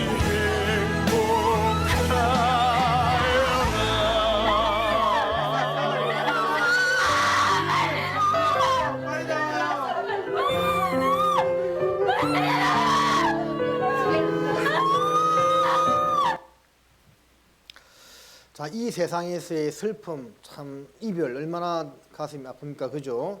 근데 이게 이제 안치환 씨가 불렀던 노래 가사 중에 천국이 있다면 그곳에서 부디 행복하여라고 부르고 있는데 여러분 그 천국이 정말 있습니다. 그 천국이 있기 때문에 우리가 성경을 배우는 거예요. 있지도 않은 천국, 지옥 괜히 이야기하는 것이 아니다는 겁니다. 그래서 이 세상에서 금방 이 가정을 봐요. 젊은 나이에 그 암에 걸려서 아내와 어린 딸 둘을 두고 먼저 가고 있잖아요. 애통하는 일이죠. 근데 이제 구원받으면 이제 그런 일이 없다는 거. 이 땅에서는 애통할지라도 천국은 더 이상 사망이나 곡하는 것이나 애통하는 것이나 아픈 것이 다시는 있지 않는 처음 것들이 다 지나간 그런 세상인데, 그런 세상을 하나님은 우리 각자에게 주기를 원하신다는 겁니다. 우리가 해야 될 일은 말씀만 잘 들으면 되는 겁니다. 자, 이제 남은 시간은 공중 들림 사건 이후에 7년 한란의 기간으로 들어가게 되는데, 그 시대에 있을 사건에 대해서 좀 간략하게 배워보도록 하겠습니다. 도표로 정리하면 이렇게 됩니다. 세상 끝에 징조가 있죠. 이스라엘의 회복, 거짓 예수 대거 출현, 나라 간의 분쟁, 전쟁, 기근, 지진, 온역, 전염병, 도덕성, 인간성 상실, 기상이변이 속출하다가 갑자기 예수님이 공중 강림을 하십니다. 그러면 구원받은 성도만 가는 거예요. 이때 이제 지금 이스라엘과 하마스 간의 전쟁이 벌어지고 있는데요. 7년간 기안부 평화조약이 맺어지게 되고, 이 기안부 평화조약을 기점으로 해가지고 세계 정부가 탄생되고, 그 세계 정부의 대통령이 통합 대통령이 나타나는데, 그 사람 바로 성경에서 이야기하는 적 그리스도가 됩니다. 그래서 이 7년 환란을 반으로 나누면 3년 6개월과 3, 6개월이 되는데, 전 3년 반, 후 3년 반으로 나누고, 그 전 3년 반 기간 동안에 거짓 세계 평화가 있게 되고, 두 증인이 등장, 이스라엘의 두 감람나무, 두 촛대, 두 사람이 등장해서 이제 유대인들에게만 복음을 전하게 되는데, 그때 14만 4천 유대인들이 구원을 얻게 됩니다. 자, 7년 환란 기간에 들어가서는 1900년 넘게 고난받았던 유대인들에게만 마지막 특회가 주어집니다. 그래서 유대인들만 구원받을 수 있습니다. 각 지파당 1만 2천 명씩에서 14만 4천 명이 구원받게 됩니다. 그리고 예루살렘 제3성전이 건축이 됩니다. 자, 그리고 본격적으로 후 3년 반 들어서면서 적 그리스도의 강력한 세계 정복, 세계 통치가 이루어지는데, 예루살렘 그 성전에 앉아서 자기가 하나님이다 선포하게 되고, 또 전 3년 반에 구원받았던 유대인들 14만 4천 명이 다 순교를 당합니다. 다 죽여버립니다. 그리고 전 세계 모든 사람의 오른손이나 이마에 666표를 받게 합니다. 7년 환란 끝에 마지막 핵전쟁이 일어나게 되고요. 그 끝날에 마지막에 예수님이 지상 재림함으로써 세상을 심판하고 천년 왕국으로 들어가게 되는 거예요.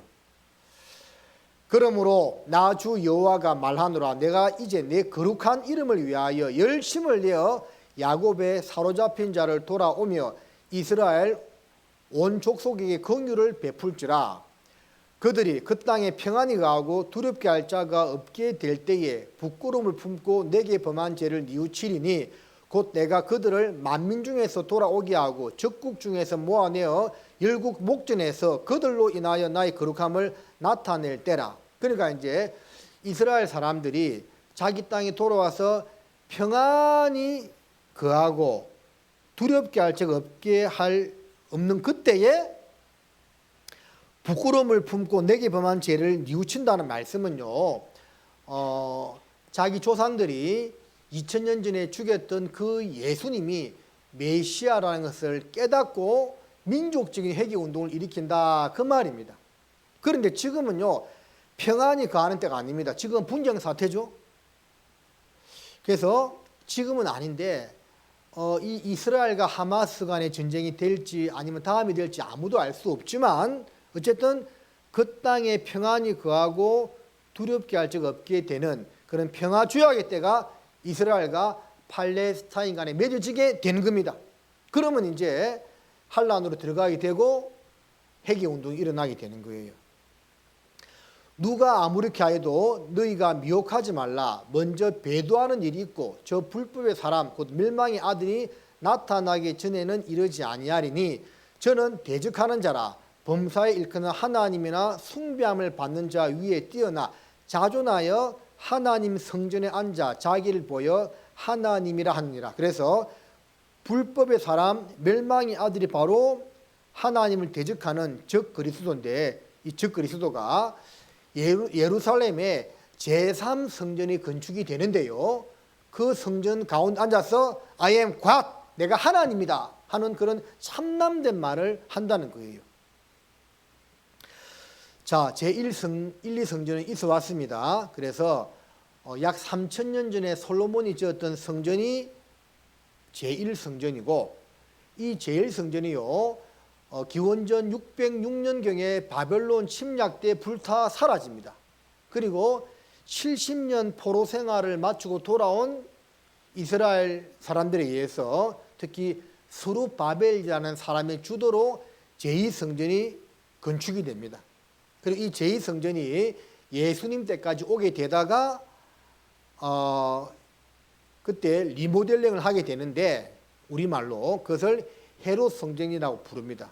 그리고 이 헤롯 성전, 제2성전 리모델링한 헤롯 성전은 서기 70년에 로마군에 의해서 성전이 불타 없어집니다. 제1성전, 제2성전, 헤롯 성전까지 불타 없어지고 지금 남아있는 것은 한쪽 벽만 남아있는데 그래서 일명 서쪽 통곡의 벽이라고 부릅니다.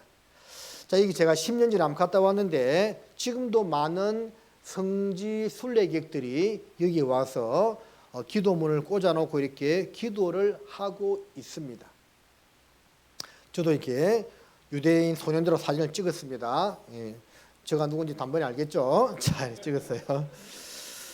자, 이게 보면 이게 이제 예루살렘의 성전인데 여기가 위도 경도로 잘랐을 때 정중앙입니다. 세기 정중앙입니다. 자, 이 사원이 오마르 사원이고 이 사원이 알 아크사 사원인데 두 개 다 해교 이슬람 사원입니다. 그리고 요 가운데쯤이 세계 정중앙이 되는데 여기다가 이제 제3성전을 짓게 되는 겁니다. 어떤 형태로든 짓게 될 거예요. 그리고 실제 제3성전 모형이 다 만들어졌고 거기에 들어갈 제사장 의복, 진설병 떡상, 메노라 금촛대, 이게 금 한 달란트인데 금으로 34kg 되는 금촛대인데 이것도 이미 만들어 놓았습니다. 그래서 제3성전을 만들 준비는 다 끝난 거예요. 근데 문제는 뭐냐면 이 제사를 지내려면 정결케 하는 의식을 치루어야 되는데 민수기 19장에 보면 여호와의 명하는 법의 율례를 이제 이르노니 이스라엘 자손에게 일러서 온전하여 흠이 없고 아직 멍에를 매지 아니한 붉은 암송아지를 끌고 와가지고 제사 지내고 태우면 죄가 남겠죠. 그 죄를 물에 섞어가지고 제사장들에게 뿌려서 정결케 하는 의식을 치르고 난 다음에 제사를 지내야 되는 겁니다. 근데 문제는 이 붉은 암송아지가 없어요. 자, 근데 지금 나타났습니다. 붉은 암송아지는 유대 역사에서 지금까지 단지 9마리만 존재했었다. 현재는 붉은 소 프로젝트를 통해 붉은 암송아지의 품종을 얻기 위해 연구 중이고 2018년 9월에 한 마리를 얻었으나 최종 결과를 기다리고 있다고 성전 연구소 측은 발표했다. 그러니까 지난 2000년 동안 이 붉은 암송아지가 태어나지 않았다는 거죠. 근데 이제 아무리 성전을 다 갖추더라도 요 붉은 암송아지를 가지고 정결케 하는 제사를 지내지 않으면 아무 소용이 없거든요. 근데 드디어 그 소가 이제 나타난 겁니다. 이 통합은 전 세계를 해결하는 게 아니에요. 한 분 하나님을 중심으로 성전산에서 일어나는 일이에요.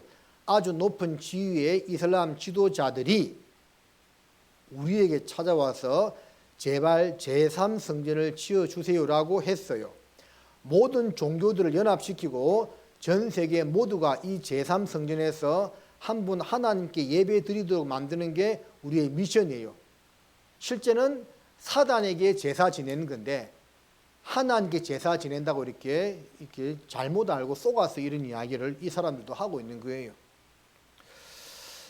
자, 요한계시록 13장에 이제 이런 말씀이 나오는데 내가 보니 바다에서 한 짐승이 나오는데 뿔이 10이요 머리가 7이라 그 뿔에는 10 면류관이 있고 그 머리들에는 참남한 이름들이 있더라.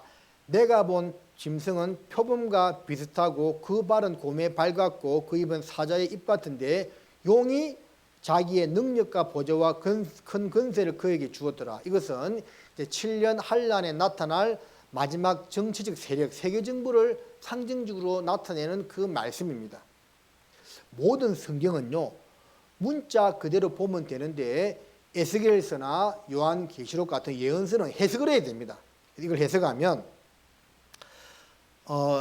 다니엘서 7장과 연결해서 봐야 되는데 이 세상에 나타날 제국들을 가리키고 있습니다. 그래서 사자는 바벨론 제국을 가리키고 새 갈빗대를 물고 몸 한편을 든 이 곰은요 페르시아 제국을 가리키고 머리 내딸리고 날개 내딸린 표범은 헬라 그리스 제국을 가리키고 마지막에 나타난 기이하고 무서운 짐승은 로마 제국을 가리킵니다. 자, 역사 가운데 다 나타났던 제국이었죠. 근데 다 사라졌는데 이 로마 제국이 다시 부활하는데 이것이 바로 마지막 나타나게 될 세계 정부가 되는 겁니다. 지금 유럽 연합을 중심으로 해서 하나의 정부가 탄생되고 그것이 세계 정부가 되는 거예요. 자, 요한계시록 13장 이건 좀 직접 찾아보겠습니다. 요한계시록 13장 4절을 보면 용이 짐승에게 권세를 주므로 용에게 경배하며 짐승에게 경배하여 가로되 누가 이 짐승과 같으뇨 누가 능히 이로 더불어 싸우리요 하더라. 용은 요한계시록 12장 9절에 사단 마귀를 가리키는데 마지막 나타날 이 세계 정부에게 특별히 그 우두머리가 되는 적 그리스도에게 용이 자기의 권세와 능력을 준다 그 말입니다. 그래서 세계 통합을 이룬다는 겁니다. 5절에 또 짐승이 큰 말과 참남된 말하는 입을 받고 또 42달 일할 권세를 받으니라. 짐승은 적 그리스도 또는 세계 정부를 가리키는데 42달 일할 권세, 즉 3년 6개월 동안 세상을 다스릴 권세를 마귀한테 받는다 그 말입니다. 물론 하나님이 허락한 범위에서 그렇게 하는 겁니다. 이걸 정치 통합이라 할 수가 있겠죠. 7년 한란, 즉 그리스도 세계 통치 전 3년 반과 후 3년 반으로 나누어지는데 세계 정부가 출현하게 되고 가짜 평화 있게 되고 뒤에 666 표받는 시대가 온다는 말씀입니다. 여기에 보면 이게 대학생들 배우는 문화와 고착, 어떤 교양 시간에 이런 내용을 이제 배운다고 합니다. 다음 장에서는 제3차 세계 대전이 일어날 가능성이 대단히 높다는 이야기를 할 것이다. 만약 그런 일이 일어난다면 아마도 그 결과는 단일 세계 정부의 등장 그리고 그 정부의 이념의 세계적 확산이 될 것이다. 이게 신앙서적이 아니고 대학생들 배우는 일반 교양 과목에 이런 내용이 나와 있는 겁니다. 결국 세상 사람들도 마지막 3차 세계대전이 일어나게 되고 그 원인은 세계정부 탄생에 의해서 일이 진행될 거라는 것을 이제 세상 사람들도 이제 짐작하고 있는 거죠. 성경대로 다 돼가는 거예요. 계시록 13장 14절을 보겠습니다. 13장 14절 짐승 앞에서 받은 바 이적을 행함으로 땅에 거하는 자들을 미혹하며 땅에 거하는 자들에게 이르기를 칼에 상하였다가 살아난 짐승을 위하여 우상을 만들라 하더라. 저가 권세를 받아 그 짐승의 우상에게 생기를 주어 그 짐승의 우상으로 말하게 하고 또 짐승의 우상에게 경배하지 아니하는 자는 몇이든지 다 죽이게 하더라. 앞에 42달 일할 권세는 정치 통합을 가리키는 것이고 여기서는 이제 적 그리스도가 자기를 위하여 어떤 우상을 만들게 하는데 모든 세상 사람으로 하여금 그 우상에게 경배하게 하고 여러분 명절에 할아버지나 부모님에게 절하는 것은 경배가 아닙니다. 인사입니다. 인사. 경배는 사람이 신에게 하는 것이 경배인데, 즉 그리스도의 우상에게 모든 사람들이 경배하게 하고, 경배하지 아니하면 몇이든지 가차없이 다 죽이는 겁니다. 이것은 종교 통합이라고 할 수가 있겠죠. 먼저는 정치 통합이 이루어지고 그 다음에 우상에게 경배하게 하는 종교 통합이 이루어지게 되는 겁니다. 마지막으로 이제 경제 통합이 이루어지게 되는 겁니다. 16절에 저가 모든 자, 곧 작은 자나 큰 자나 부자나 빈궁한 자나 자유한 자나 종들로 그 오른손이나 이마에 표를 받게 하고 누구든지 이 표를 가진 자 외에는 매매를 못하게 하니 이 표는 곧 짐승의 이름이나 그 이름의 수라. 지혜가 여기 있으니 총명 있는 자는 그 짐승의 수를 세어보라. 그 수는 사람의 수니 666이니라.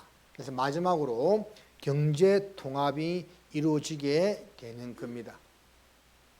각 사람의 오른손이나 이마에 이 표를 받게 하고는 표를 받지 아니하는 자는 매매, 한자로 살매자 팔매자입니다. 영어로 buy and sell, 사고 파는 경제활동을 못하게 한다는 그 말입니다. 근데 이 수가 666이라 되어 있죠. 자, 그런 거 한번 확인해 보겠습니다. 즉 그리스도가 세계 통치 수단으로 컴퓨터를 이용해서요 이마에나 손에 표를 받게 하는 거예요. 자, 이게 이제 바코드 666 표의 초기 모델입니다. 잘 보면 가운데 막대기 2개와 끝에 막대기 2개는 일정한 중간 굵기로 길게 뻗어져 있는데 6을 가리킵니다. 지금은 6자란 수를 표기하지 않고 길게 빼놨죠. 근데 6입니다. 6. 자, 우리나라 바코드죠. 666이고 이것은 독일 제품인데 같죠? 666입니다. 여기 있는 6자, 옆에 6자 봐요. 굵기 같은 거 맞죠? 이게는 밑에 표기만 안 해놓고 대신 길게 빼놨습니다. 666 적어 놓으면 사람들이 좀 안 좋게 생각할까 봐 숫자는 지우고 표를 막대기를 길게 뽑아 놓은 거예요. 666 표의 초기 모델이라 할 수 있습니다. 지금도 사용하고 있죠. 이거보다 좀 발달된 것이 바로 이제 마이크로칩의 형태로 나온 거죠. 그래서 이것도 보면 물건의 바코드 원리로 15개 숫자의 정보를 담아 마이크로칩. 그래서 7년 한란에 들어가서 직접 사람의 몸에 받는 것은 이 바코드 표를 받기보다는 마이크로칩을 이제 받게 될 확률이 굉장히 높겠죠. 근데 이것을 오래전부터 이미 일반 사회에서도 예견하고 있습니다. 인간 아이디 카드 시대 온다. 초소형 칩 인체에 삽입해서 신분증과 신용카드를 대체하겠다고 했습니다. 오른손이나 이마에. 왜 오른손인가? 정맥 구조가 틀려서 비밀번호 역할을 하고, 왜 이마인가? 홍채가 다 달라서 역시 비밀번호 역할을 한다라는 겁니다. 미국의 한 기업이 직원들 몸속에 쌀 한 톨만한 크기의 마이크로칩을 이식했습니다. 회사 출입할 때나 간단한 결제할 때 불필요한 과정이 없어진다는 건데 반응은 크게 엇갈립니다. 뉴욕 최대식 특파원입니다.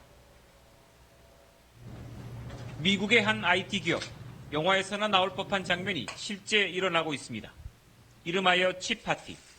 주사기를 이용해 직원 85명 가운데 원하는 41명에게 엄지와 검지 사이 쌀 한 톨 크기의 칩을 이식합니다. 무선 주파수 인식 기술을 이용한 칩을 통해 건물 출입은 물론 컴퓨터 로그인, 간단한 결제까지도 손만 한번 들면 해결됩니다.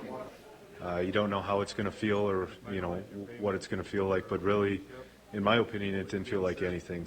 My concern just is with the health effect, but what's going to happen to my body when I'm putting this foreign object into my hand and down the road. 회사 측은 위치 추적 기능이 없는 데다 데이터는 모두 암호화되기 때문에 개인정보가 셀 위험은 없다고 말합니다. Imagine being able to travel without a passport or worry about losing it. You just hold your hand up and all the documentation comes up. 그렇다 하더라도 사생활과 인권 침해 여지를 완전히 배제할 수는 없습니다. Do you own that data, or does the company own that data? And I think the legal system needs to catch up a little bit to this because these are new. 생체 이식 칩이 보안이나 의료, 결제 등 수많은 분야로 발전할 가능성이 높은 만큼 부작용을 최소화할 수 있는 제도적 장치에 대한 논의가 시급해 보입니다. 뉴욕에서 SBS 최대식입니다. 자, 이 보면 미국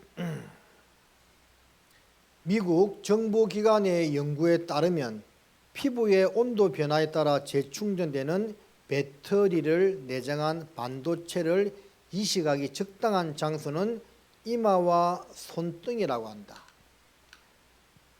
열의 온도 변화가 가장 많은 곳이 이마와 손등인데 거기에 칩을 이식하기가 가장 좋다라는 것이죠.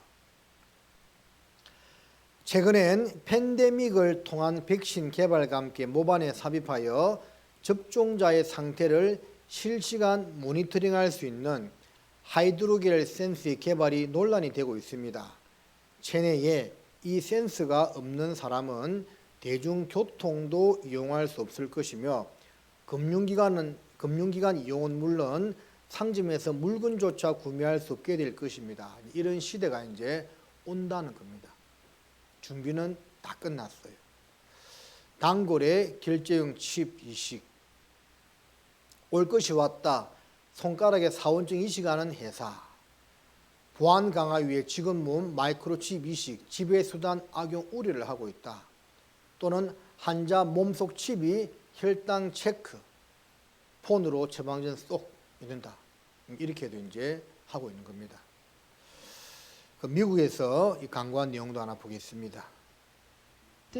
이 작은 칩이 당신의 생명과 당신 주위에 사랑하는 모든 것을 연결해 줄 수 있습니다. 이 칩은 응급실에서도 항상 당신 곁에 있으며 다른 병원들과도 즉각 연결해 줄 수 있습니다.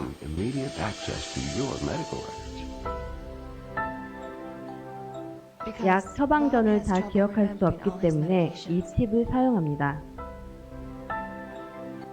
내 자녀와 손자들을 사랑하기 때문에 이 칩을 사용합니다. 자동차 통제 불능 상태일 때에도 이 칩의 도움을 받았습니다. 나는 이제 어머니와 나 자신을 잘 돌볼 수 있습니다. 나는 당뇨병이 있지만 결코 좌절하지 않습니다. 나는 평생 동안 응급실에서 사람들의 생명을 구하기 위해 노력했습니다. 그래서 이 칩을 받으면 아무 염려 없다고 환자들에게 칩을 받으라고 광고하는 그 미국의 한 TV 광고였습니다. 준비는 다 끝났다는 거죠. 자, 요한계시록 14장을 보시겠습니다. 14장 9절입니다. 또 다른 천사 곧 셋째가 그 뒤를 따라 큰 음성으로 가로되 만일 누구든지 짐승과 그의 우상에게 경배하고 이마이나 손에 표를 받으면 그도 하나님의 진노의 포도주를 마시리니 그 진노의 잔에 섞인 것이 없이 부은 포도주라. 거룩한 천사들 앞과 어린 양 앞에서 불과 유황으로 고난을 받으리니 그 고난의 연기가 세세토록 올라가리로다. 짐승과 그의 우상에게 경배하고 그 이름의 표를 받는 자는 누구든지 밤낮 쉼을 얻지 못하리라 하더라. 성도들의 인내가 여기 있나니 저희는 하나님의 계명과 예수의 믿음을 지키는 자니라. 자, 뭐라고 말씀하고 있습니까? 짐승의 우상에게 경배하고 그 이름이나 수, 그 표를 받는 자는 불과 유황으로 타는 못에 던져져서 밤낮 쉼을 얻지 못한다고 말씀하고 있습니다. 여러분, 여기서 말하고 있는 불과 유황으로 고난 받는다. 어디를 가리키겠습니까? 바로 지옥을 가리키는 거예요. 우상에게 경배하고 666표를 받는 사람들은 지옥에 던져져서 영원히 고통을 받는다는 겁니다. 만약에 여기 가운데는 이제 우리 중에서는 그런 분이 아무도 없어야 되겠지만 혹시나 구원받지 못하고 살다가 이런 시대가 왔어요. 어떤 생각이 들까요? 그때 우상에게 경비하고 표 받으면 지옥 간다고 했는데 나 안 받아야지. 아무 소용없습니다. 우리 이방인들은 예수님 공중 재림하는 그 시점으로 더 이상 구원을 받을 수가 없어요. 이 시대는 표를 받아도 지옥이고 안 받아도 지옥입니다. 그런데 표를 받지 아니하면 아무런 경제활동을 할 수가 없기 때문에 아마 받지 않고는 견딜 수가 없을 겁니다. 그런 시대에 들어가는 분이 아무도 없어야 되겠습니다.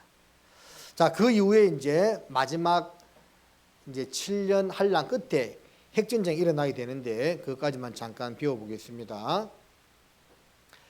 이러기를 주 여호와의 말씀에 롯스와 메섹과 두바랑 고가 내가 너를 대적하여 너를 돌이켜 갈고리로 내 아가리를 깨고 너와 말과 기병 곧 내 온 군대를 끌어내되 완전한 갑옷을 입고 큰 방패와 작은 방패를 가지며 칼을 잡은 큰 무리와 그들과 함께한 바 방패와 투구를 갖춘 바사와 구스와 붓과 고멜과 그 모든 때와 극간 북방의 도갈마 족속과 그 모든 때 곧 많은 백성의 무리를 너와 함께 끌어내리라.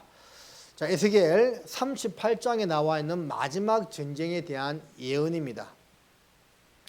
롯스는 러시아의 옛날 지명이고 메섹은 모스크바의 옛날 지명이고 두발은 두볼스크라는 우리로 따지면 뭐 나주 평야, 김해 평야처럼 이스라엘의 러시아의 가장 큰 곡창지대 이름입니다. 두볼스크.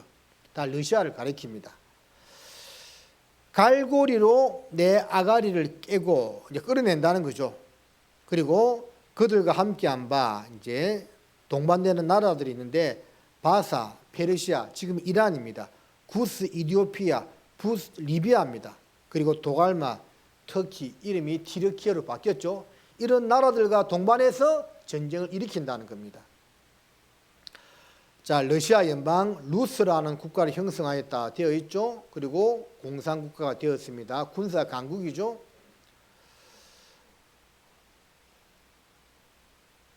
바사, 페르시아, 구스, 에디오피아, 붓, 리비아, 고멜. 고멜은 특정 나라가 아니라 어떤 민족을 가리키는데 뭐 아르메니아 이런 나라가 될 거라고 얘기는 하고 있습니다. 나머지는 정확한 나라고요. 토갈마, 터키, 티르키예를 가리킵니다. 그래서 러시아가 이란, 에디오피아, 리비아, 티르키예와 동반해서 마지막 전쟁을 일으킨다는 겁니다. 고멜과 도갈마는 오늘날 터키 지역에 살고 있던 사람들이라고 요세푸스가 정언했습니다. 근데 지금 보면 가까운 나라가 됐습니다. 러시아, 이란요 급속 밀착 굉장히 사이가 좋아요. 그리고 이란 대통령이 이스라엘을 대적하는 말을 했죠. 에티오피아 친공산 급선회, 리비아 유사시에 소련의 기지 제공하겠다. 러시아 리비아에 해군 기지를 건설 추진하고 있다. 다 러시아와 가까운 나라입니다. 성경 말씀 그대로 되었죠. 근데 여기 놀라운 기사가 하나 있는데 2015년도 11월 달에요. 터키의 F-16 전투기가 시리아 국경에서 러시아의 수호이 24 펜스라는 전투기를 격추시켜 버렸습니다. 러시아와 티르키예가 협력해가지고 마지막 전쟁을 일으켜야 되는데 이 사건이 발생함으로써 두 나라 사이가 안 좋아졌습니다. 그럼 성경과 좀 틀리잖아요. 아니나 다를까 바로 그 다음 해에 터키 군부에서 쿠데타가 일어났는데 그 쿠데타를 에르도안 대통령이요 진압했죠. 그래서 터키 군부 쿠데타가 실패했는데 터키 러시아가 쿠데타 진압 과정에서 가장 큰 도움을 줬다고. 2016년 쿠데타 시도 실패 이후 나토를 몰아내고 미국과 적대적 관계로 변한 터키. 그러면서 러시아와 굉장히 지금 가까워진 겁니다. 성경 말씀 그대로 되었죠. 터키, 러시아와 미를 재가시, 이번엔 미사일 분야. 러시아, 터키, 이란 제3자 정상회담. 러시아 특히 이란이 군사적 정치적 동맹을 유지한 적은 인류 역사상 최초라고 하죠. 성경 말씀에 러시아가 이란과 티르키예와 동반해서 이스라엘을 공격한다고 되어 있는데 다 준비되고 있잖아요. 자, 에스겔 그 38장 잠깐 보겠습니다. 에스겔 38장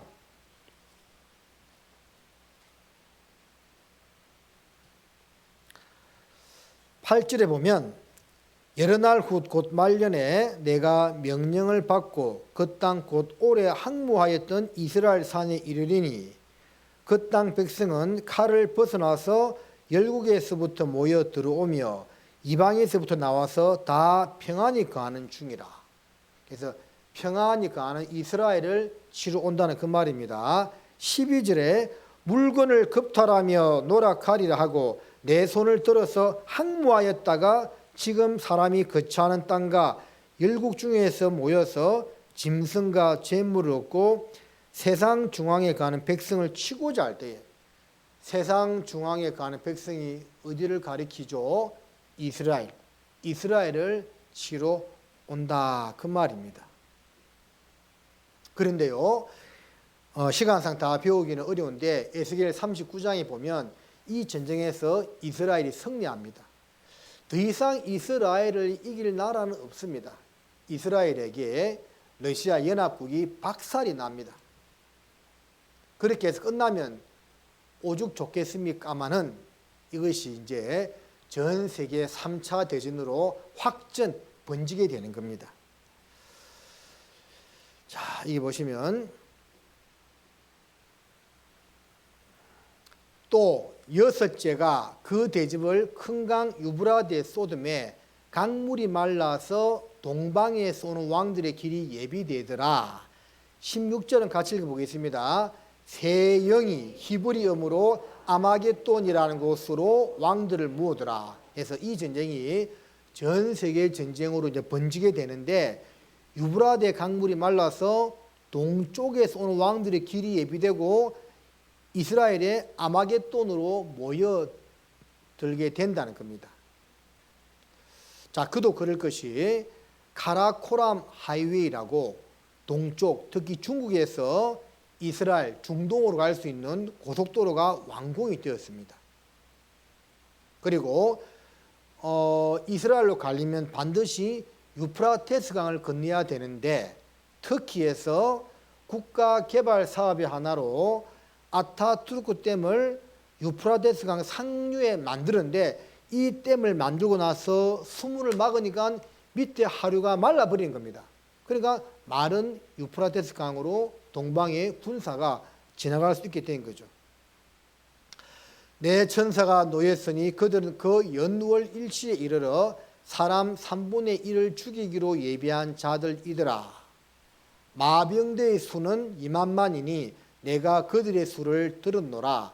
이같이 이상한 가운데 그 말들과 그 탄자들을 보니 불빛과 자줏빛과 유황빛 흉갑 있고 또 말들의 머리는 사자머리 같고 그 입에서는 불과 연기와 유황이 나오더라. 18절 함께 읽습니다. 이 세 재앙 곧 저희 입에서 나오는 불과 연기와 유황을 인하여 사람 3분의 1이 죽임을 당하니라. 그래서 불과 연기와 유황이 나온다는 것은 핵전쟁의 모습을 이 사도 요한이 보고 미리 환상 가운데서 보고 기록한 겁니다. 연월 일시 한 시쯤에 전 세계 인구 3분의 1이 죽는 거예요. 전 세계 인구의 3분의 1이 한 시점에 한순간에 죽는 무기는요, 핵무기 말고는 없습니다. 마병대의 수는 2만만이니 내가 그들의 수를 들었노라. 자, 2만만은 2만 곱하기 만입니다. 2억을 가리키는 거예요. 2억의 군사가 동방에서 와서 이 전쟁에 참여하게 된다라는 거예요. 보세요. 중국군 전쟁 발생 시 2억 명 동원 가능하다. 전 세계에서 2억의 군사들을 동원할 수 있는 나라는 중국밖에 없습니다. 30분이면 지구는 박살난다. 40억 인구 한 사람당 수류탄 13만 개. 자, 전 세계 인구 40억일 때 계산한 건데 지금은 핵무기가 더 만들어졌거든요.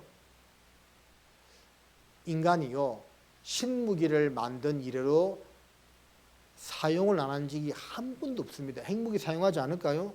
결국 이 마지막 전쟁 때 사용하게 되는 거예요.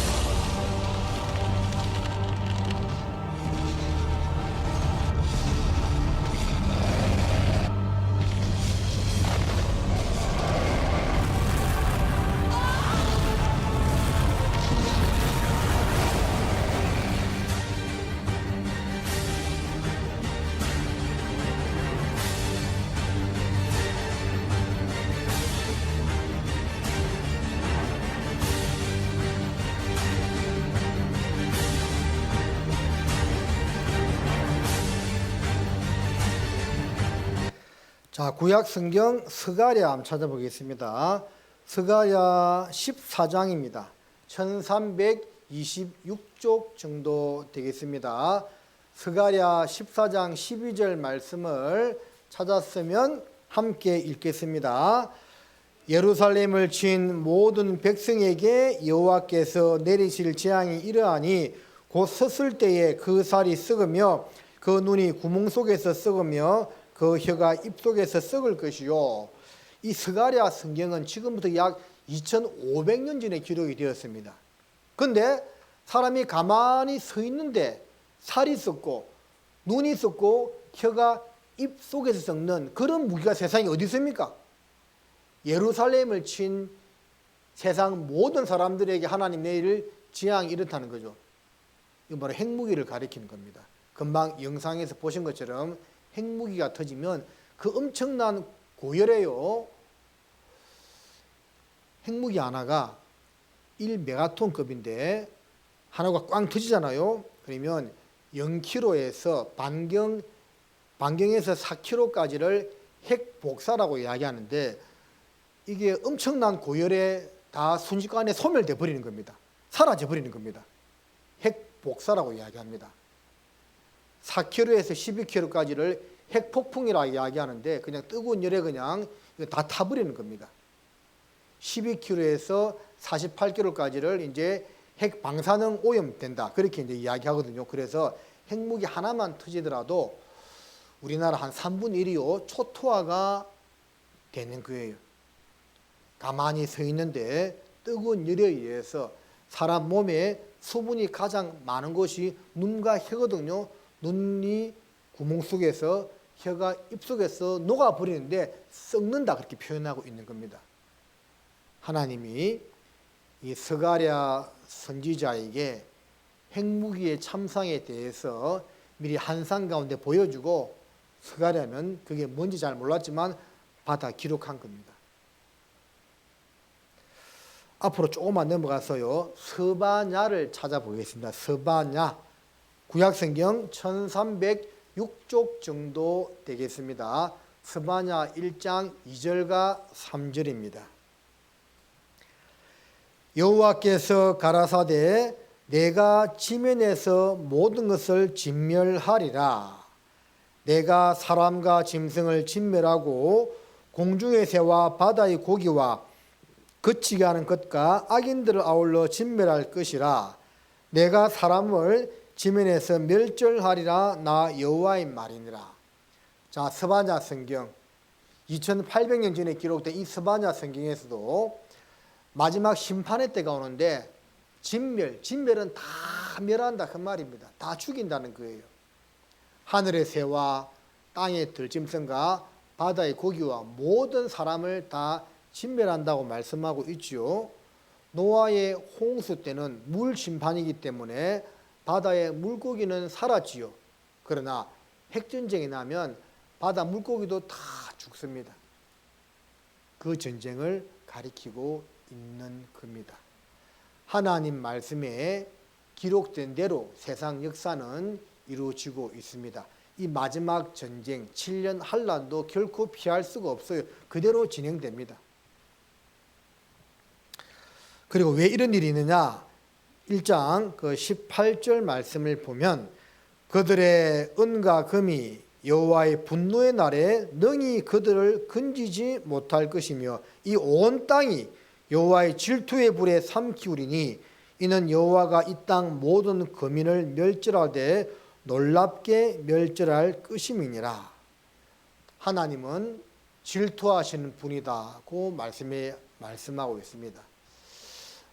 당신의 형상대로 지음받은 영혼이 우리 각자에게 들어가 있는데, 그래서 우리가 하나님의 형상대로 지음받았다는 것은 두 가지 큰 특징이 있습니다. 이성과 자유의지가 있다라는 겁니다. 성경 말씀에 이성 없는 짐승 같아서 그런 표현이 나오거든요. 이성은 뭡니까? 뭐가 옳고 그른지를 판단하는 능력을 말하죠. 인간은 이성이 있습니다. 자유의지가 있습니다. 그래서 이성을 가지고 자연 만물을 보고 하나님 말씀을 잘 듣는 가운데서 뭐가 옳고 그른지를 알 수 있겠죠.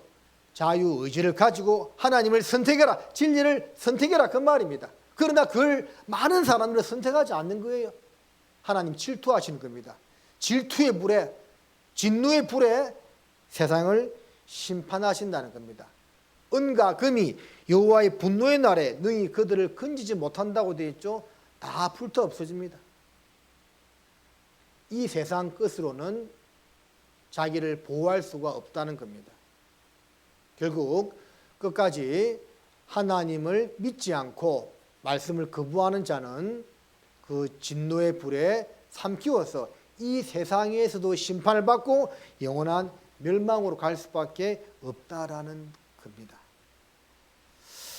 자, 세상 역사는 하나님께서 에덴 동산에서 사람을 만드시고 시작한 이래로 쭉 진행되어 왔습니다. 끝날을 향해서 가고 있고 우리는 그 끝날의 마지막 정점에 지금 살고 있는 겁니다. 이 구원의 문이 닫힐 날이 얼마 남지 않았습니다.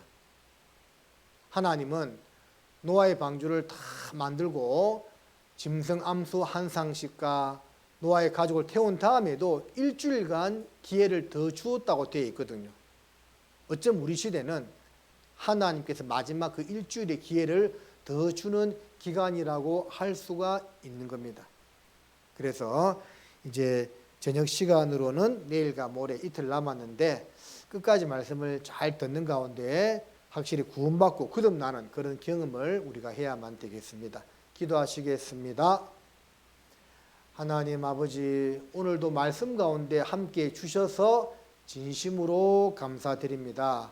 고개 숙여 기도하는 분들 중에서 아직 거듭나지 못하신 분들 끝까지 말씀을 잘 듣고 확실하게 구원받도록 도와주십시오. 또 멀리서 온 우리 가까운 우리 인근교회 형제 자매님들도 또 안전하게 돌아갈 수 있도록 보살펴 주십시오. 주 예수님의 이름으로 감사하며 기도드립니다. 아멘. 예, 수고하셨습니다.